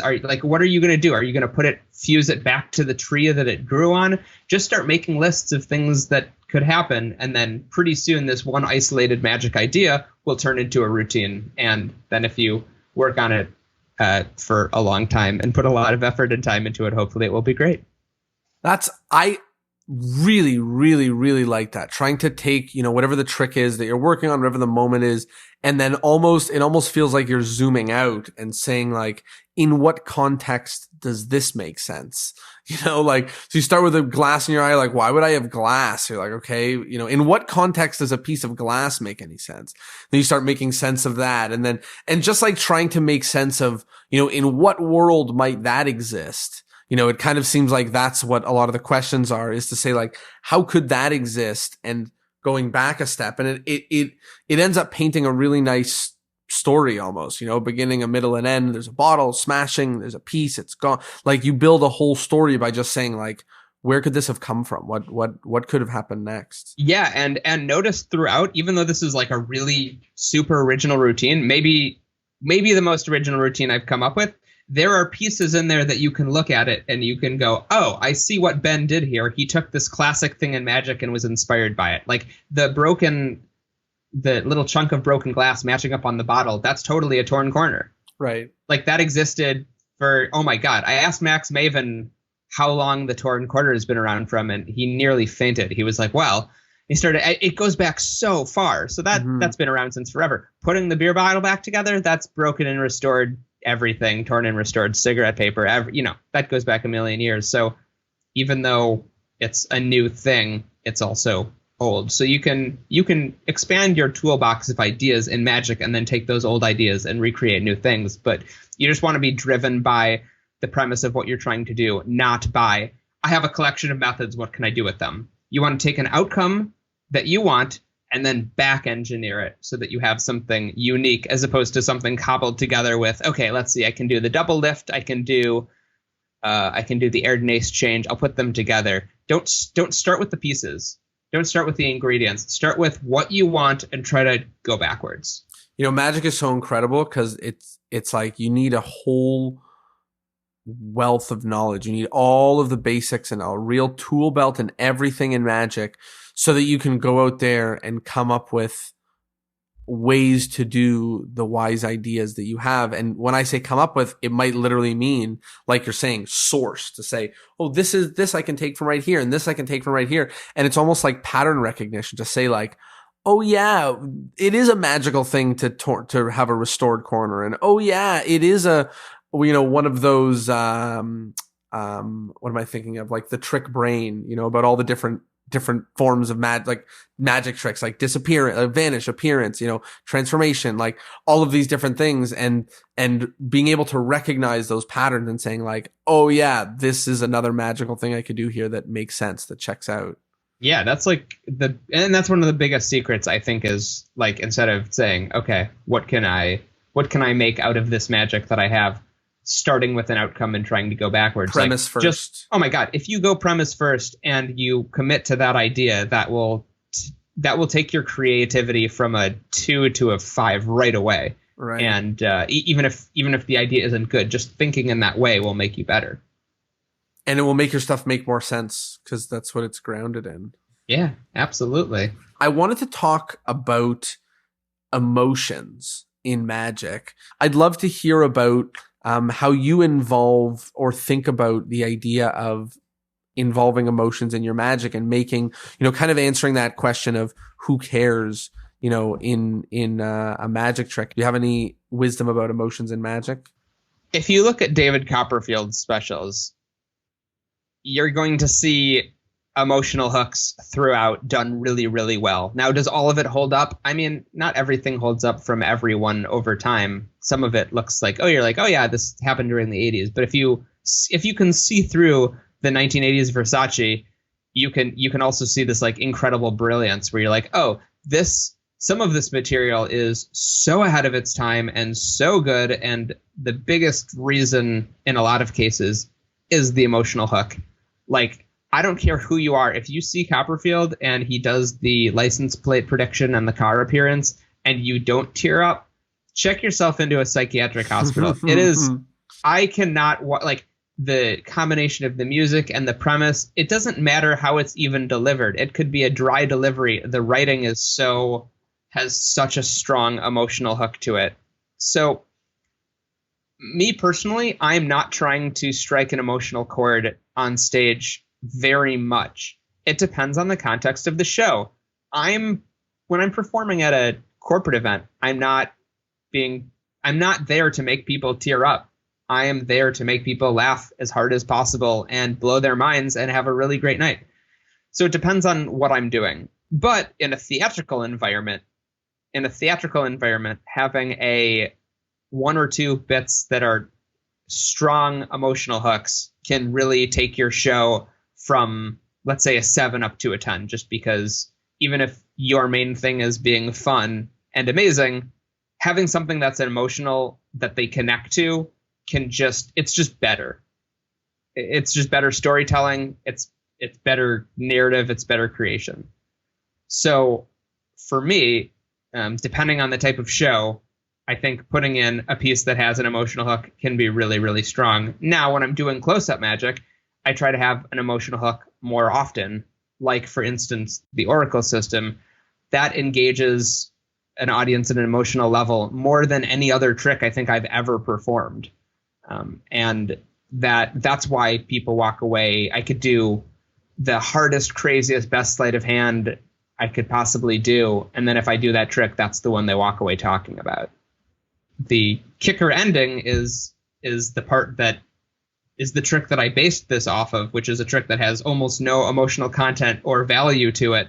But by making the trick about the people and about telling them these things that you couldn't possibly know about them and about their friends and their family and their relatives and the people who they care about, that suddenly takes it from a cool, fun trick to just this devastating piece that they'll remember forever. That's incredible. I'm really, really excited about this, the Oracle system, which is so exciting. And I've found that tarot cards are kind of coming back in.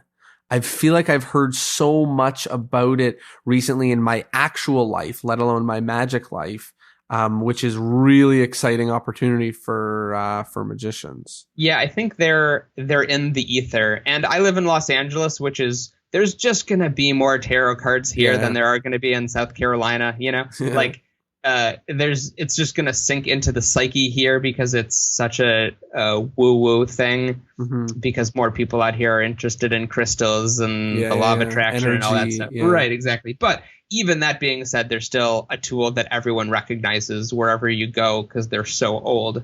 And as I was developing it, I was making sets and giving them to other mentalists and magicians. I gave a set to the Evasons, to Luke Germain, Colin McLeod, David Gerard. I sent one to Eric Mead. I gave them to, Max Maven. I gave them to a bunch of people to get their feedback. And Spidey has one and gave me a couple good ideas on it. I mean, it's really been exciting having some of the people who I really love and respect most in magic and mentalism say to me, "Oh, I'm going to be performing this immediately, and please don't put it out. Like, don't put it out so we can just share this thing." And I'm only releasing it because it's been so many years since I put out a piece of magic. It just seems like a cool thing to share with the community. The last thing I want to talk to you about before we start wrapping up is I wanted to talk about juggling all of it, all of this, which one of the things that sticks out to me is that, and I mentioned this already, is that you do so many aspects of it. You're performing lots, you're creating lots of magic, and I don't know, it seems like it's a lot to juggle. I know for myself, like I find it's hard to do them both. I can spend all my hours in the day booking gigs out, or I can spend all my hours in the day, sitting working on tricks. And for me, unfortunately, for my magic, like I feel like I move the needle more when I work on doing the business aspect. So it often ends up being more 70-30, than 50-50 or things like that. So I'd love to hear about, you're a real traveler in what you do. And I'd love to hear maybe some advice or hacks or wisdom about how to organize your time and how to get the business and the art in there together. Great question. So for starters, I would say that if you want to be a full-time professional magician, and you also like having a lot of free time, you should consider other career opportunities. My free time is very limited. And that's because I'm working all the time. But luckily, a lot of the work I really like. So I have to get that out of the way, though, because if you get a day job where you work 9 to 5, then you can come home and then you can spend that time hanging out with your family or dating or working on magic or doing all that stuff. And you have all this time that is yours. And when you're doing what I do, you kind of don't stop. And I mean, David Copperfield doesn't stop. There's so many people who are really successful who they compulsively do it. And whether that's emotionally good or not, it's hard to say. But, luckily I found a partner who understands that this is so important to me and, understands when my timing is limited. But it's a challenge. As far as juggling everything, earlier on, everything was about creating magic. I spent no time on the business stuff. It was all about trying to get good. And then when I was starting to get to the point where I thought I was good and had a show that was unique, then I started spending a little more time trying to learn, okay, how do you book shows? Like, how do you book more shows? But I think because I didn't focus on that stuff early on, I think it was a great asset to, by the time I started booking shows, I had a good product to sell, I think. It was 100% creative, 0% business. And then that went to, 70% creative and 30% business. And then as more things started happening, maybe I got to like 50-50. But then once it started self-perpetuating, then it kind of went back down and tipped back towards the focusing more time on magic. The last 5 or 6 years, though, have been challenging because there's been so much travel that, yes, I'm doing magic all the time, but the travel eats up so much of my time. So the question has been, how do I use that time to my advantage? So if I do a show, if I have a week where I'm doing 6 shows in 6 different cities, I might finish a show at 11 p.m. By the time I get back to my hotel room, have some food, reset my show, it might be 1. And then I might have to wake up at 4 maybe I have to wake up at 3 for a 4 a.m. flight because I have to get across the country to get to the next gig. That's tough because the time that I would spend on the airplane working on magic, I'm sleeping or trying to nap. So that's a challenge right there, is managing the time. I think there's a healthy balance to be found where you're like just scheduling time to work on magic. Like I feel very lucky that I perform as much as I do, but I also think that maybe the last few years I have been not as good at scheduling time to just work on magic because it's just the time is all eaten by the travel. It's all about finding that balance. It's different for everybody, but I think for me and for my personality, actually scheduling it is really great. Scheduling sessions with other magicians, scheduling times to work on things. And also, I found that I was spending so much time only working on material that I knew would either be good for the show or be good for TV, that I wasn't just learning random shit. And learning random shit is what gives you the good ideas. Right. So I'm now spending time just reading books again and diving into books that excite and inspire me, and trying to learn some tricks that I know I would never perform just because I'll scroll that method away in my brain, and then maybe in 10 years when I'm doing the next TV thing, trying to figure out how to put the handle back on a mug, it'll come to you. It'll come up and be like, oh, this dumb card trick that I thought sucked. Now I have the method for that. So yeah, just learning for the sake of learning is great. Like, not learning because you want it to be a part of the show, just learning because you love magic. That has been a huge reminder and has put me back in a place where magic excites me like it used to again. And that's great.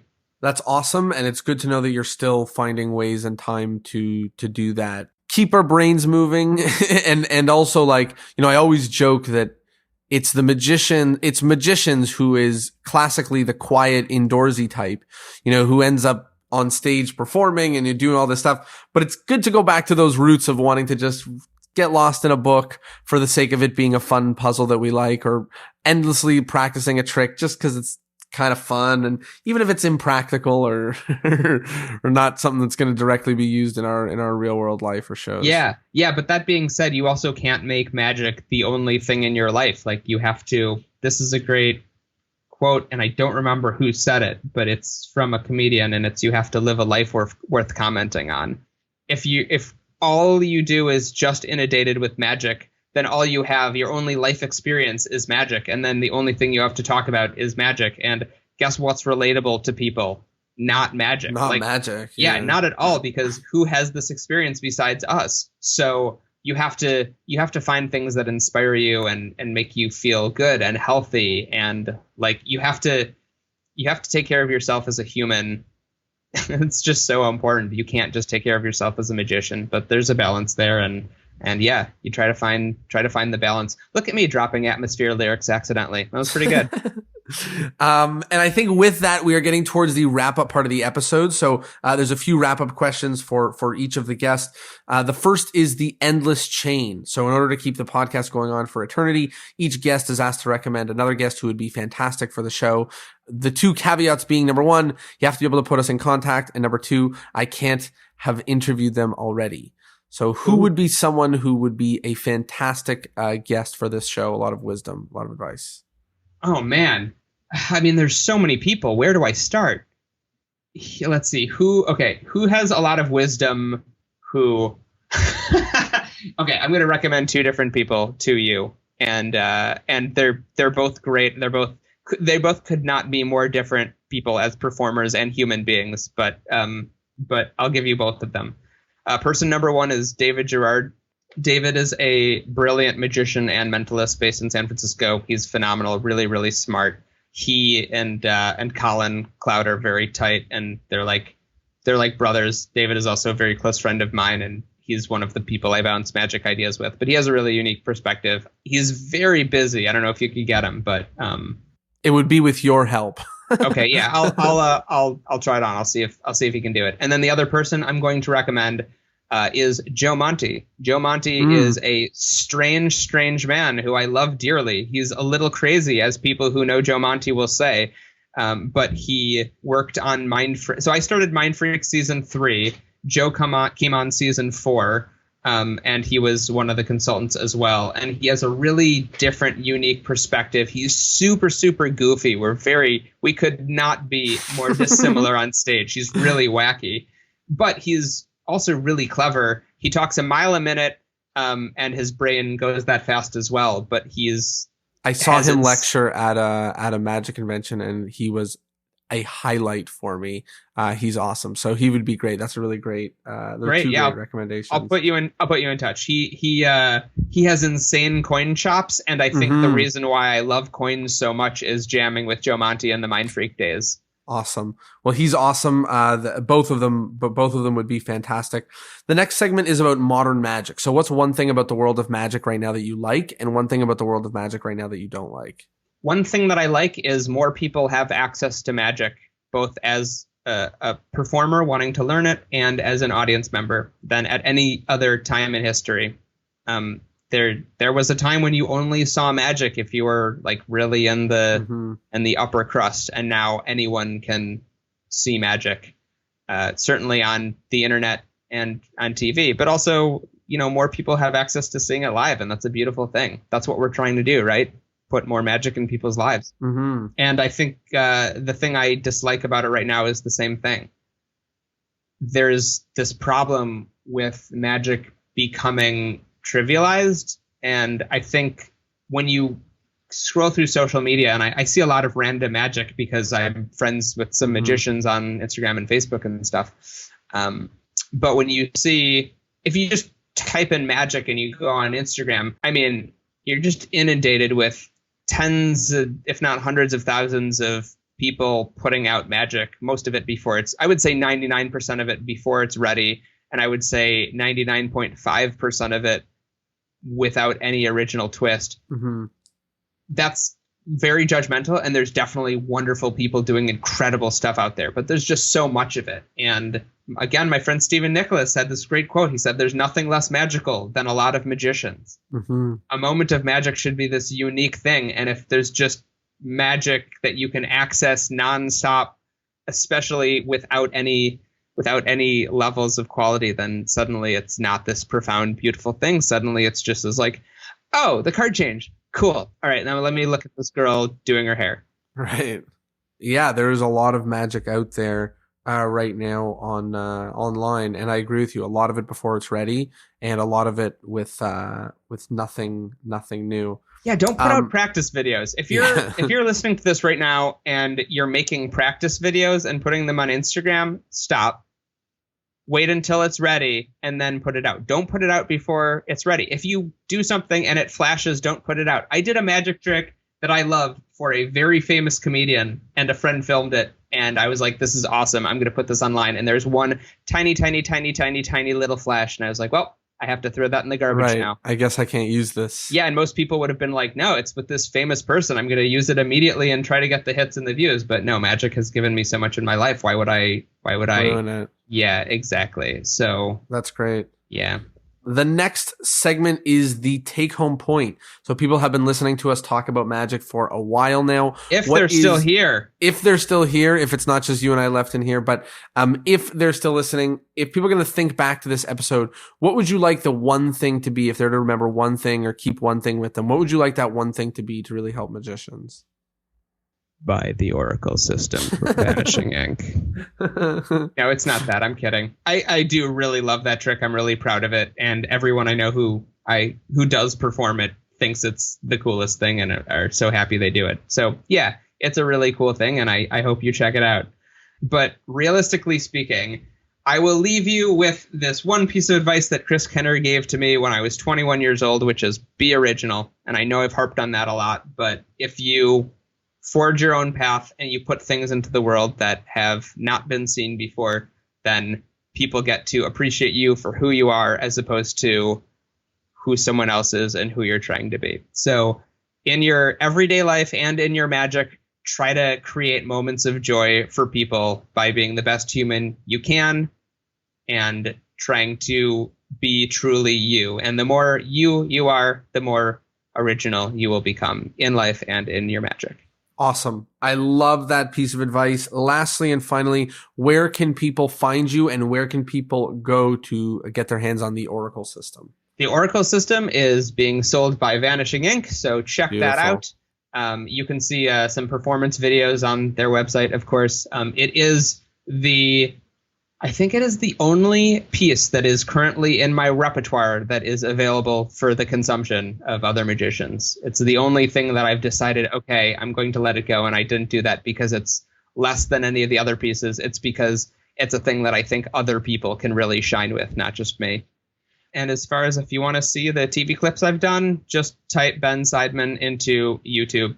They're all there. And benseidman.com videos has that stuff too. But if you want to reach out to me, you can DM me on Instagram. I'll say, hey, I remember when I published Alchemy like 12 years ago, the coin vanished on Theory 11.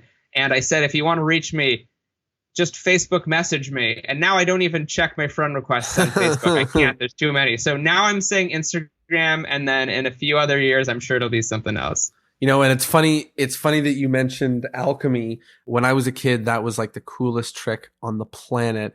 And it just landed right, the age range is just landed in right the perfect place that like I was just most excited about magic as a young teen when that came out and you were turning coins into strawberries and I just had no idea what was going on. So, really funny and interesting the way that, the world works and we get to go full circle to now where I get to learn about how your career has developed and how much has changed since the moment of creating a trick like that.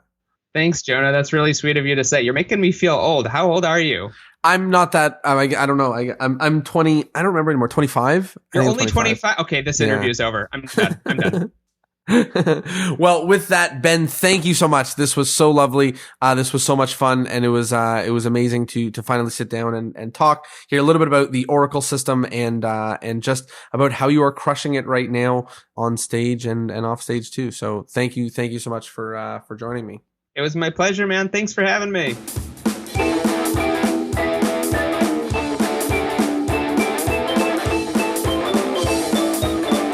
So here we are at a part 2, which I didn't think that I would be doing. But when we recorded this episode, it was early in the pandemic and Ben wanted this to be evergreen. And he was right, because when I heard back the episode, it's got amazing, amazing stuff. But I just thought that the Discourse in Magic people would pick it at me or something if we didn't talk about some of the stuff that you've been doing virtually, because you've really, really exploded and done a lot of creative things that have been super cool to see happen. And just as a little bit of context, you were part of a panel on unconventional.fun, which was like 6 months ago, which came out as an episode here, talking a little bit about what you are up to virtually. But I thought that we would do this to talk a little bit about kind of what you've been up to virtually for anybody who is, tuning in right now. So for a quick, if nobody even knows, they just finished the episode and they now know who you are, but they don't know what you've been up to virtually. Can you give us like a quick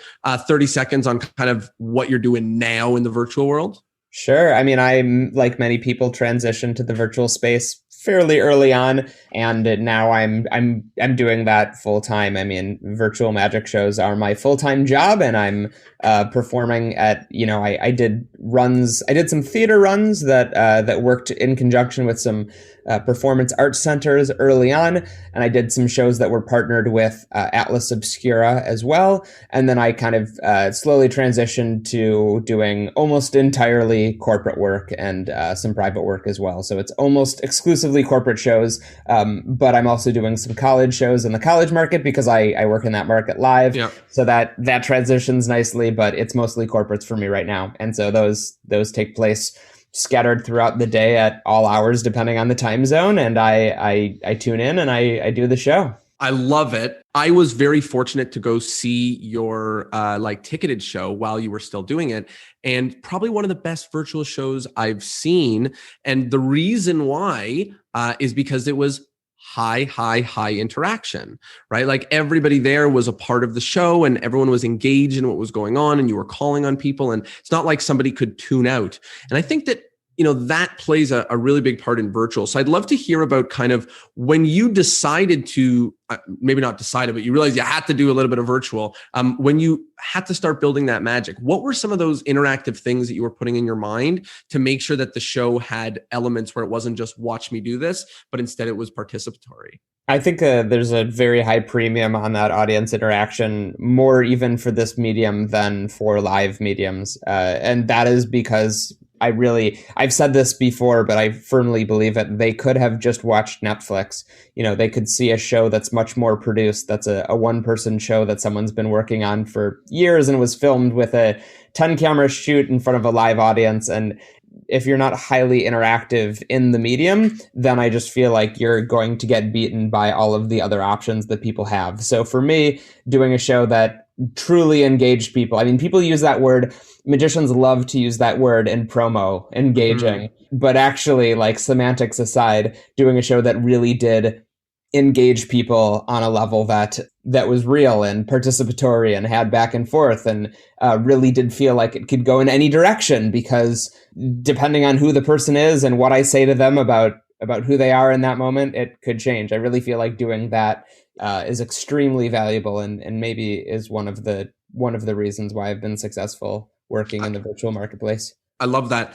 My next question about this is about kind of the ticketed shows that you were doing. One of the cool things that we found about doing the ticketed shows is it's just this really great way where you actually get to entertain for people in your community that maybe have never got a chance to see you. And especially for corporate, entertainers, you like around the country. So somebody who maybe has known you for 5 or 10 years, maybe someone you used to go to college with or something else like that, actually gets a chance to tune in and be a part of it. Can you talk a little bit about kind of what that was like doing shows for people that, a lot of the people that know you, maybe a lot of times that don't, but people that maybe inside of your world? There's something very exciting about doing ticketed shows just because, as magicians, most of us aren't famous. And so in the live show arena, if you put your face on a billboard, you can't just show up and expect that tickets will be sold. There's a handful of markets that I can draw in where there's a city where I can turn up and people will show up to see me. Otherwise, I'm not a person who is just a known entity. So being able to reach more of the people who do know who I am and have a ticketed show that people could tune into who are fans of my work, it was great because they weren't restricted by the city that they were in. Let's say there's 1,000 people who know who I am and want to see me. They're scattered throughout the country and the world. So I wouldn't be able to necessarily do a live show in Peoria and have a big enough audience to show up. But if I do a virtual show, then 10 people in Peoria who know who I am can get a ticket. So that felt really cool. It was great to do shows that people could just buy a ticket to and tune into. And as we all know, everyone's starved for something fun to do, even this deep in the pandemic where many people are still making the smart decision to not go out and spread the virus around and lead to more deaths. People are still looking for stuff. So it's cool to get to entertain people in that way.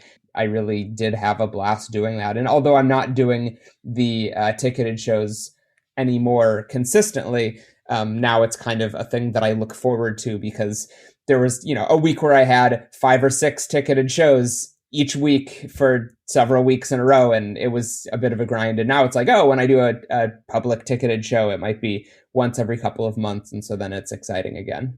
I love that. And I love what you said about we kind of get to feel a little bit more like a star because maybe I have a few fans in New York and a few people that like what I do in Philadelphia and now they can all come together and I can have a show full of people that are excited to see me versus going to New York and doing a show for 7 people or whatever it is. So I really, really like that as it kind of allows us to get in contact with all those people. Yeah, but Jonah, don't get me wrong. I wouldn't say that I have felt like a star at any point during this. I'm still sitting in my office looking at my computer screen. I don't know if that's... Well, that's the next question is, when we recorded the original podcast, it was kind of like, hey, we don't know what virtual is going to look like. I don't know if I'm going to like it. I don't know if I'm not going to like it. I don't really know. Now, there's been a lot of different kind of opinions about the world of virtual. And myself, people know that I've been loud about it. I love it. Like, yes, I loved live shows. Live shows are great. I want them to come back, all that good stuff. But virtual is awesome. There's so many cool things that I love about it. So I would love to know, do you feel like you like virtual, or do you feel like this is a means to getting back to the thing that you really like, which is performing on stage? Is there anything about this that you're like really soaking up? Or is this kind of, waiting for things to come back? I think at the beginning it first started like it felt like this was a necessary evil. And then eventually it became more and more smooth and more fun. And now I actually will leave virtual shows feeling great. I think I finally got to that point where I'm excited about doing them, and I have my own performer itch scratched. And then of course, then there's all the advantages of I can finish the show and immediately go hang out with my wife and my puppy, and like that's amazing. So now I actually do really enjoy it. It's not that I'm not looking forward to doing live shows again. I very much am, but I'm really in the swing of it, and I do glean quite a bit of satisfaction from doing them. I love that. And I agree. There's like, what I lose in the loud audiences, I gain in the not wearing socks. So it's a trade that sometimes I'm happy to make. The last question you're in Canada, Jonah. How do your feet not get freezing? Mine are cold right now. I'm in LA.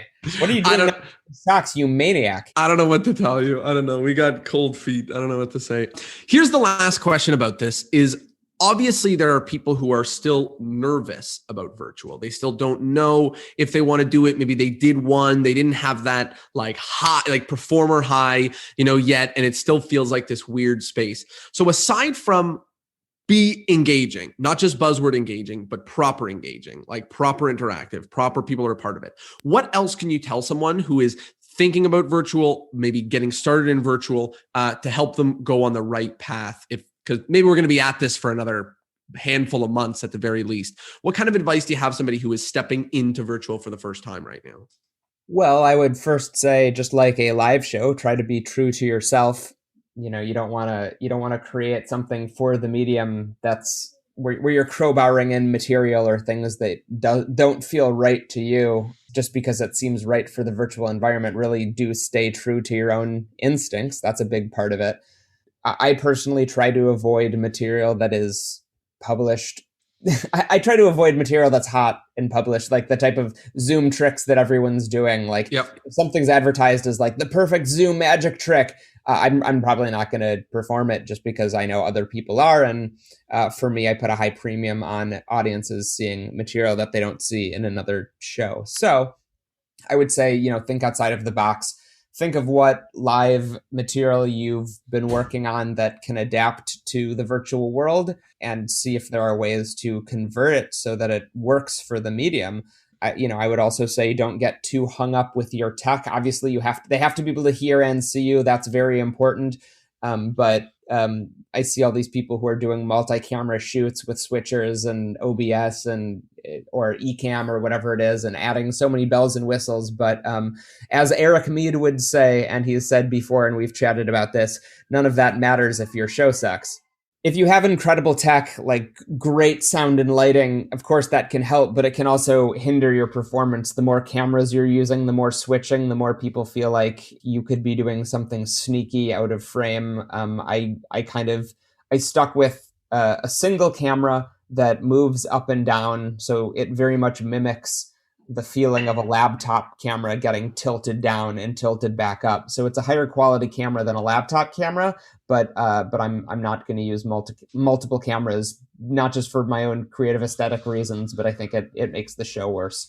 I don't think that people are, maybe some people would be impressed by that stuff, but I think the quality of the show means a lot more. And however you are as a performer means even more than that. So your own engagement with the people you're performing for, how you are perceived, that's going to go much farther than a fancy tech setup. But that being said, they have to be able to hear and see you. So to get that right out of the way, if you want to start a virtual show and you haven't, you can do it just on your computer using your computer camera. And I did for the very beginning before I upgraded. So maybe if you're poking around, you don't know if you want to dive in all the way yet, do a couple of shows using your laptop camera. There's no shame in that. And if they're good and successful, you like doing it, you feel driven to keep doing it more, then maybe you can pour in a little bit more money into your tech. But the show wins over the tech every time. I think that's great advice. I've got a Stream Deck and it is not plugged in. It's over there and we don't use it. We use one camera. We use the mouse to start the show and end the show. And there's a countdown timer. And the fanciest thing we have, which only you can see right now, but other people can't, is our logo appearing or disappearing during the show. That is the biggest change. And I think that it's not always true that the more tech you have, the worse the show is. That's not true. But there's something about the fact that someone who is distracted by technology is not spending the time working on the actual important piece, which is building the engaging show. So I think that's really, really good advice for somebody getting started in the world of Zoom magic shows, or even somebody who is like still doing it and wanting to get things better, which is you don't have to go spend your whole entire life savings on a ridiculously pretty camera, 9 different cameras, and get your good camera, get your good mic, make sure they can see you and hear you. I love that. And then just start doing the darn shows. I really, really like that. The last bit that I wanted to ask about the world of virtual is, I knew you as somebody who was performing on stages, and I know that you had close up, because when I first heard of you was Alchemy, many, many years ago. And I think that there's kind of like a little advantage for those of us that have either grown up in close up or had a decade's, worth of experience or close up or anything else like that. This close up magic, we've kind of had this opportunity now where even if you were a stage performer, you don't want to stand like so far back in your Zoom show. You still want to kind of connect with people. So there's a lot more opportunities to do things up close. I'd love to know what you feel about that. Maybe if it's been kind of a great opportunity to dig back at the close up, if I'm misunderstanding and you've still kind of been doing it, while you're not on stage, like all that much. And we'll talk about kind of, I know you do a little bit of stuff like afterwards, the Oracle system, a lot of the stuff after events and things like that. But I'd love to hear about kind of how you felt about close up magic being brought forward a little bit again for you.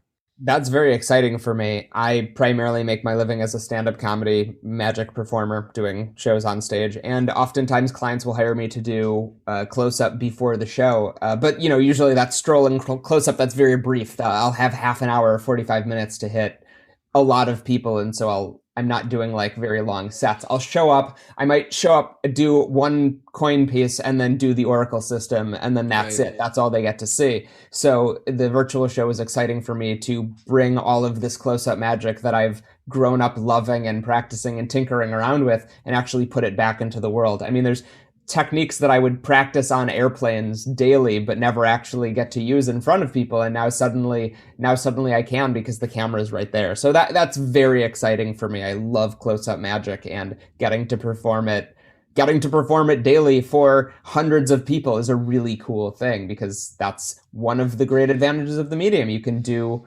tiny magic and have it play to, 1,000 people at once. It's fantastic. And it's something that I don't want to say was impossible on stage, because we were, getting to the place where it was pretty common to have that close-up camera on people's hands. But certainly, you had to jump through a lot of hoops, only certain venues, only certain situations you can really do that kind of thing. And now it's available to everyone. Yeah, absolutely. And I would sometimes utilize close-up cameras on stage, but even then, most magicians who use that kind of use it wrong, I think. Like most magicians who utilize the camera on stage don't know how to draw the focus between themselves as the performer on stage and just their hands on the screen. The audience is looking at one or the other, and then they switch at the wrong moment, or, they're just focusing on dead time in your hands. Like, there's an art to that as well. So as much as I like getting to do that, and I love performing, say, Armando Luciero's Coin Menagerie with a camera on stage, I'll do that occasionally if I'm doing a venue with 1,000 people or more, or I'll do the Oracle system on stage as well, because that plays really well on the camera too. But that's because it's kind of built for it. It's about the people, and they're looking. Mm-hmm. They're looking at the spectators, and then all they have to do is see the cards briefly on the camera for a moment, and that's just the cherry on top at the end. But other than that, it's, that one can be used as a stage piece. So there's certain material that works better for the close-up stage theater show, whereas with the virtual show, I can get away with so much close-up magic in that context that really rocks the room. And now we've got, another version of close up. There's like, there's table shows, there's mingling magic, there's, broadcasted on a stage, and now there's like a virtual magic close up, which is really, really wonderful. And speaking of the world of close up magic, let's talk about the Oracle system, which is now out. So amazing watching that trailer of just seeing the way that an actual piece of strong mentalism could play as if somebody is actually being read, and you are, there's a cold reading going on, and and watching people actually react to not just turning over a word that somebody wrote, that somebody thought of in a book, but actually connecting on multiple levels. So now it's out. Do you want to talk a little bit about kind of the Oracle system right now, what it is, and kind of what it's all about? Sure. Now, you mentioned the cold reading, and you can certainly, the cold reading is built into the routine, but it's built in such a way that it's not really true cold reading, because cold reading, you don't have anything to start with. You just kind of have to start with an idea and then try to zero in on something. So it can be scary, and it was intimidating for me as well. I never utilized cold reading before I came up with this routine. And now suddenly it's a thing that I love doing, especially in the context of the routine. But it was this routine that taught me how to do it, because the way the routine is structured is that you have a lifeline. The spectators are giving you information about the people they're thinking of without even realizing that they're doing it. So it's this invisible transfer of information where they literally hand it to you on a plate. They don't know they did. The audience don't know that they did, yet you somehow now, because of the structure of the system, you have this jumping off point. So you now can start reading, but you aren't cold reading. You have this lifeline to come back to. Warm reading, maybe. Yeah, exactly. Warm or hot reading, they would say. Right. But it's great. It's this amazing way to get these personal hits without people writing something down. You don't have to have them write down on a billet or write something on a clipboard, or there's no pre-show or anything like that. So it's so practical for me. I started developing this routine years and years and years ago, and much like everything else in my show, I had no interest in releasing it. I was just keeping it all to myself. I try to make my show as unique as possible, and there's a lot of things that I've developed that I don't have any plans to publish and probably never will. But I don't know, Jonah, at a certain point, I was like, man, I learned so much from the magic community.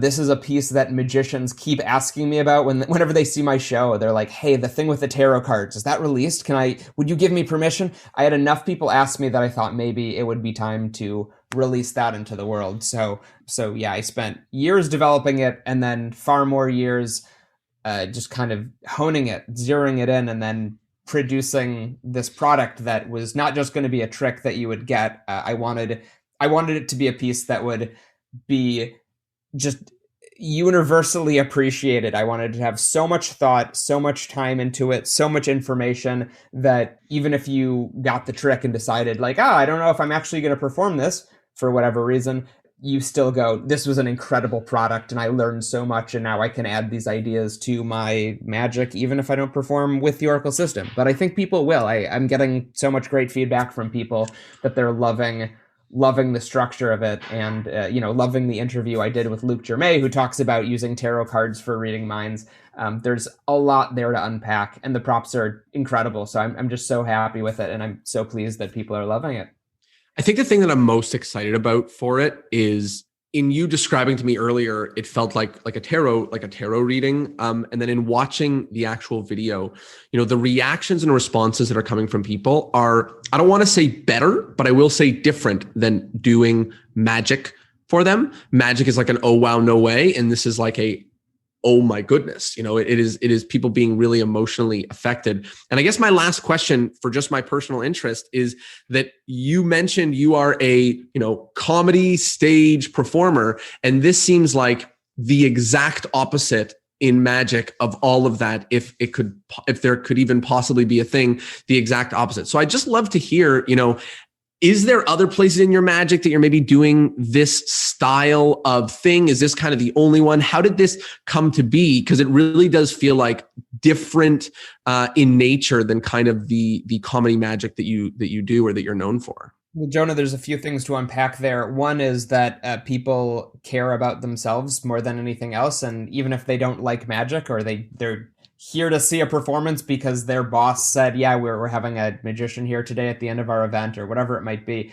People who aren't even invested in a magic trick or who inherently don't like magic, they're still interested in themselves. So whether or not they're the spectator or they're watching the spectator, they're immediately empathizing with that person because the routine is about the person who you're talking to and the people in their lives and the other spectators. I mean, it's engaging because it is about them. So that's why it hits on a deeper level than some of the close-up magic that I love and still perform, but that might leave people going like, wow, that's amazing, or wow, you're really good, instead of like, holy crap, he just like dove inside of my head and told me things about these people that he couldn't possibly know. It's just a completely different thing, and it I think it lands harder, and also not only that, it gives you a more succinct memory in their brain when they look back on the performance. Because I've had people who saw me do the Oracle system talk to me about it years later and say like, yeah, that was the only thing I remember, and I did an hour long performance. That was the thing that I still talk about to this day. So that's an answer to the first part of your question. The second part is, I'm a comedy performer. How do I do something that's this serious? And the answer is that it works really well because for me, I want a show that has peaks and valleys. I want high impact magic that spans genres. So in other words, if I think a pickpocketing routine is going to be right for a presentation, I will work for 5 years to get good at a technique so I can use it for that. And so if you see me perform, you might see a combination of stand-up comedy and sleight of hand and mentalism and pickpocketing and this style reading that is in the Oracle system. It's all going to be sort of wound together, and it can work cohesively with your stage character, with your performance character, even if it's different genres, because it all fits within the umbrella of who you are. So as long as it works with, as long as you're in and out of the routine work, as long as you have a transition that does the piece justice, then you can do anything. You can pull out a violin and start playing it during your magic show. As long as it works with the narrative of the show, then it's great. If it doesn't work, then it's of course not good. But you could make a sandwich during your magic show, and if it worked as a part of the show, then it would be part of the show and it would fit and work. So funny you mentioned a violin, and I thought of Chris Funk, who does it, and you mentioned making a sandwich, and there's an old Penn and Teller where Teller makes a sandwich during the show. So all of this stuff has actually happened in shows. These are all real examples. All right, Jonah, I'm going to keep naming weird non-magic related things, and you keep telling me about Canadians who do that. I mean, Chris Funk is Penn and Teller isn't. Yeah, that was a little bit of a stretch, but yeah, I for me, it's totally fine mixing a serious piece with a bunch of funny pieces because it gives more weight to what you're doing, and it just provides some variety. It's not the same one note. We've all seen that magician who does an entire show of card tricks, and maybe they're really talented and they're really great, but hey, if you're not already interested in card tricks, that's going to be a hard nut to crack. You're really going to have to work to get people on your side. And even people who are interested in card tricks, it's like, yeah, I love card tricks, but is there anyone who I can watch do a full hour of just card magic if they're not Ricky Jay? There's 2 people in the world who I think can do that and do that well. But I like shows that are dynamic and have variety and I can connect to on different levels and aren't completely one note. So that's why I like including the Oracle system even when I'm doing a funny magic show. I think that's great advice. And I think that, as magicians, sometimes it's scary to dip into the places where we're not like super comfortable. And I think an example of that may be, if you're a coin guy trying a card trick, if you're a funny guy, trying something that's slower, if you like that slower stuff, maybe doing something comedic or, making some jokes to really give that shape to the show. Yeah, here's a great example. A comedian named Anthony Jeselnik. Are you familiar with it? Yep. Okay, so Anthony Jeselnik is a one-liner comedian. Every one-liner that he tells is offensive and grating, and his premises are he'll start with like abortion, people dying in a car accident, family members he hates. It's all of the things that would seem like the most upsetting thing, but that's his style. And he has a great career of doing really, really great stand-up specials based on that. But my favorite special of his is when at the very, very end, the last like 10 or 15 minutes of the special, he stops doing the one-liners and he does a narrative story comedy routine that lasts, I don't know, 10 minutes or so, 15 minutes. And it is great because you've been seeing this thing that is incredibly great, but it's all one note. So it's really, really solid.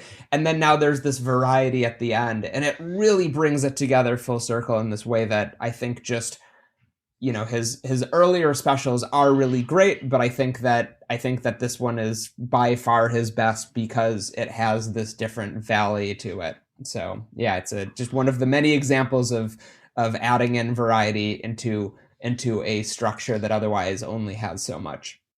Well, that is wonderful, wonderful advice. And especially in the virtual world, especially we're all trying to like work on our shows, just trying to be open to what are we doing a lot of, and maybe what are the things that maybe we need to change the pace a little bit, maybe break the patterns that we're building a little bit to make a show that's got, like you said, peaks and valleys. It's got those really interesting moments. Thank you so much for doing a little part 2 with me. If someone is listening to this now and they're like, okay, I've seen it, I've heard about it now, where do I go and get the Oracle system? Where can people find it? Oh, Vanishing Ink is selling it. So it's at all major magic shops. So, you know, support your local magic shop, throw on a mask and go down. But if you're like me and you're playing it really, really safe, then you can order it from Vanishing Ink. And they're almost sold out. We're talking about doing another run. They do have some left, but they're getting towards the end of it. So if you're interested, go check that out on Vanishing Ink. Just search the Oracle system or search Ben Seidman and it'll come up. Incredible. Well, thank you, Ben. This was super wonderful. Happy to connect again, and looking forward to seeing the Oracle system out in the wild when people are out and in the wild. Jonah, I look forward to you not releasing this podcast, and then we can sit on it for another year, and then we can do a part 3. And exactly. The whole thing will come out together. Thank you so much, Ben. This was awesome. Thanks, Jonah. Take care, man.